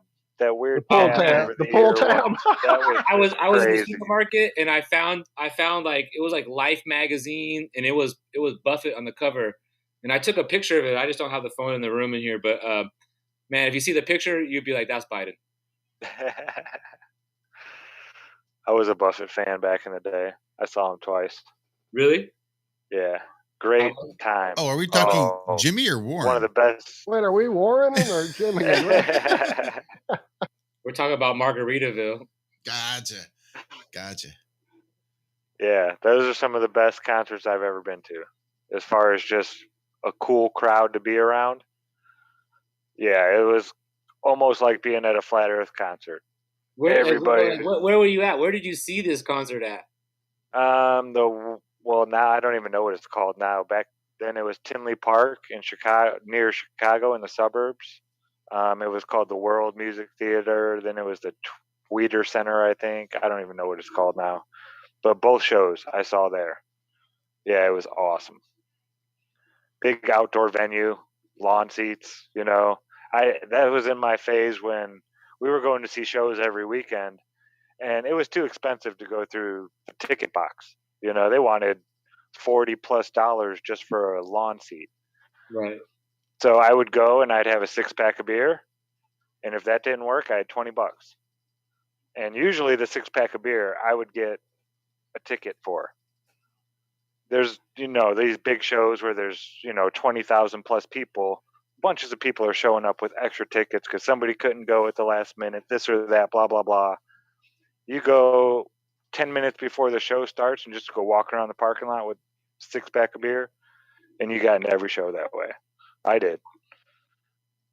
Do you, like, bribe the security? No, people have extra tickets, and nobody will buy them off of them. They don't want to eat the ticket. They want something for it. So they'll be like, hey, I got a ticket. I'll give you it for that 6-pack of beer. Somebody offered this to me one time, and then I just came up with the idea, hey, this works. You're like, I'm going to repeat the pattern. That's not paying full price for It's not concert broken, tickets. don't fix it. That's right. Well, I guess it's about time to wrap this up. I do want to get you back on here sometime after we get Daryl on, and we'll get you guys on together and see what kind of nonsense we can't hammer out. Yeah, I'll have to organize my stuff a little bit better, and I was just kind of experimenting like how this would work. I'm not really familiar with Zoom or whatever. No, it works out really well. Maybe by then we'll have figured our shit out. But presented very well as far as the things you shared with us and showed us. It was awesome, brother. Thank you, I smoked a little too much weed, probably. Hey, dude, you did great. There's no such thing. I just wanted to like show you this perspective, because then maybe like you'll start seeing it, or like when you start hearing some of these like scriptures or these things, you'll start interpreting it in a different way, and you'll start realizing like, just look up like how they affect you and affect your health, and they control you and they control your urges, and they're trying to get to the heavens. They're trying to control your brain. You know what I'm saying? That's the war in heaven. Yeah, it's like it's a battle on every front, really. You know, there's a spiritual battle, a mental battle, a physical battle. Right. I mean, we're being attacked at all fronts. You have to be so vigilant. And I think, when you start seeing these things in these books, and you start seeing these, parasites and what they actually look like, it's like, wow, were they warning us of all this stuff? Well, are the television shows telling you about them all the time? And they make these movies called Aliens. The alien pops out the fucking stomach. It started off as an infection. You know what I'm saying? Mm-hmm. It crawled in, whatever. Yeah, man, I'm definitely going to start looking at things differently now. You definitely, it's one of those eye-opening experiences. When I read some of these lines in these Bibles where it's talking about how it infests all the cattle and all the stuff, and then I did the research on the veterinarian, and I found out like they've known about this for hundreds of years. This is nothing new. Yeah, awesome stuff, man. Thank you for sharing it. Yeah, I hope someone can find some more clues on it so we could further the research and put more stuff out about it and just talk about different things. I know a lot of people in this community are talking about the same shit over and over and over and over and over again. Yeah. Just want to expand it a little bit and talk about a few different things. Thank you for giving me the opportunity to talk about it. Thank you for coming and sharing. Yeah, man. Thanks, Dave. Really, truly, brother. Thank you a lot. Like next time I'll be a little more organized. Like I said, it's not here. You can't do that. Yeah, I mean, you can. You're gonna make us all look bad. You're gonna make us look bad. I just like there's all these clips I want to show you, and there's all kinds of stuff. And I heard Zach talking a couple weeks ago about songs, like all old songs. There's so many clues in old songs about so many different things. Like it's crazy. Like there's so many things that I want to like present, but I just never do. Yeah, dude. If you want to put something together and you need place to share it, dude. I think we should do something like where we get the whole chat involved, like where we just start talking about these lyrics and stuff like in songs, and they're talking about like these truths, and then everyone shares their experience and we pull them up. You know what I'm saying? That'd be a cool little segment. You know what I'm saying? Where everyone can interact that way. I like it. But anyways, thanks for having me on. Shout out to the chat, everyone that's in the chat. No, I love y'all. This is why I love Fridays. My voice always ends up the way it starts. Just completely way down low. Nice THC sweater you got there. You like that? I just got that in mail the other day. I know those dudes. I'd show you my awesome. Oh, well, look, I do have them. Wait, hold up. I was going to say, you got to share the glow-in-the-dark stuff, man. I wasn't wearing them, but I do has my glow-in-the-dark lippers right here. Do they glow? Like you see them in the middle of the night, you're like, there's my slippers, I got to throw them on. Oh, yeah. I mean, look, my big thing about slippers is they need to stay on my feet, because if I'm going to wear them, I'm going to walk around in them. And if I'm going to walk around in them, they need to stay on my feet. And it's cool if I'm just hanging out and like I need something to cover my toes. Like if I get my legs crossed and they're sitting up on the ottoman, I'm like, ooh, my toes are cold. I pop these like over top my toes and keep them warm. But if I had to go somewhere, like get up and go to the back porch to smoke a cigarette, I'd like pull this off my toes and put some slippers on to go walk to the back door. These are really cool. I dig the THC, and I know he's got visions of luxury slippers in his brain that will be coming in the Someone very spoke near about future. memory foam either. I mean, look, I've seen some pretty cool pictures of THC footwear that would boggle your mind. But these right here are still pretty fucking cool. And at the very least, I could like tack it up somewhere close. Look, I could fit my glass piece. Fits protectively right down in It's a here. holster. Look at that right there. It's a fucking holster. Yep. Hell yeah. Add a little, It's got a stash spot. add a little strap on this side, some Velcro or something. You can just go stick it places, and there you go. Like I said, makes a great toe warmer. Not so great for being ambulatory, but all sorts of purposes. And I look forward to versions 2.0 as quality increases. But I do dig the hell out of the glow in the dark ones. I'm not glow in the dark's knocking a good idea. At night, you're trying to find your shit. You're like, "Where's my Right. slippers? I don't want to walk through the house with no a bunch of dirt." Just look for the THC, baby. Just look for the THC. There you go. Shout out to the TAC show. That's it. Shout out, Mike. Much love, much appreciation. Shout out, Awesome Austin. Shout out everybody in chat. Shout out to Daryl Davis. Hopefully, we will see you right back here very, very soon. And again, thank you again so much, David. It's been an absolute honor, and a pleasure, and a privilege. You've given me so much to think about. I've still got a bunch of homework for me to dig into. Yeah, there's so much we could talk about, and there's so many subjects that I've studied, and so many things that I have information to share that are pieces to the puzzle that I would love to share. I just want to get the information out. Me having it all makes no sense. That's it. That's the way you change the world. I just give you the piece and you change the world. Maybe it's just that little piece you need. That's how we change the world together. Little perspective, you know what I'm saying? That's right. That the same little bit of truth grown into different environments, baby. It's still producing that same one beautiful mother plant that cannot be hidden for long. Yeah, no, and absolutely. We have a lot more to talk about enzymes and the cannabis plant and the endocannabinoid system and the pineal gland. And I could do a presentation on astrotheology and the milk and honey and all that stuff. That's another translation of the Bible as well. Yeah, so many things I look forward to digging into. Walt, Zach, thank you, gentlemen. Keep John. Love you. Zach. Love y'all. Cammy, much love. Hope to see you back here next week. Yes, big hugs to you, Cammy. Miss you, lady. Everybody else. Zach, make sure you give her that video if I sent it to you. I think I did to help her with her dizziness, hopefully. I'll send it again if I can find it. All right. Toodles.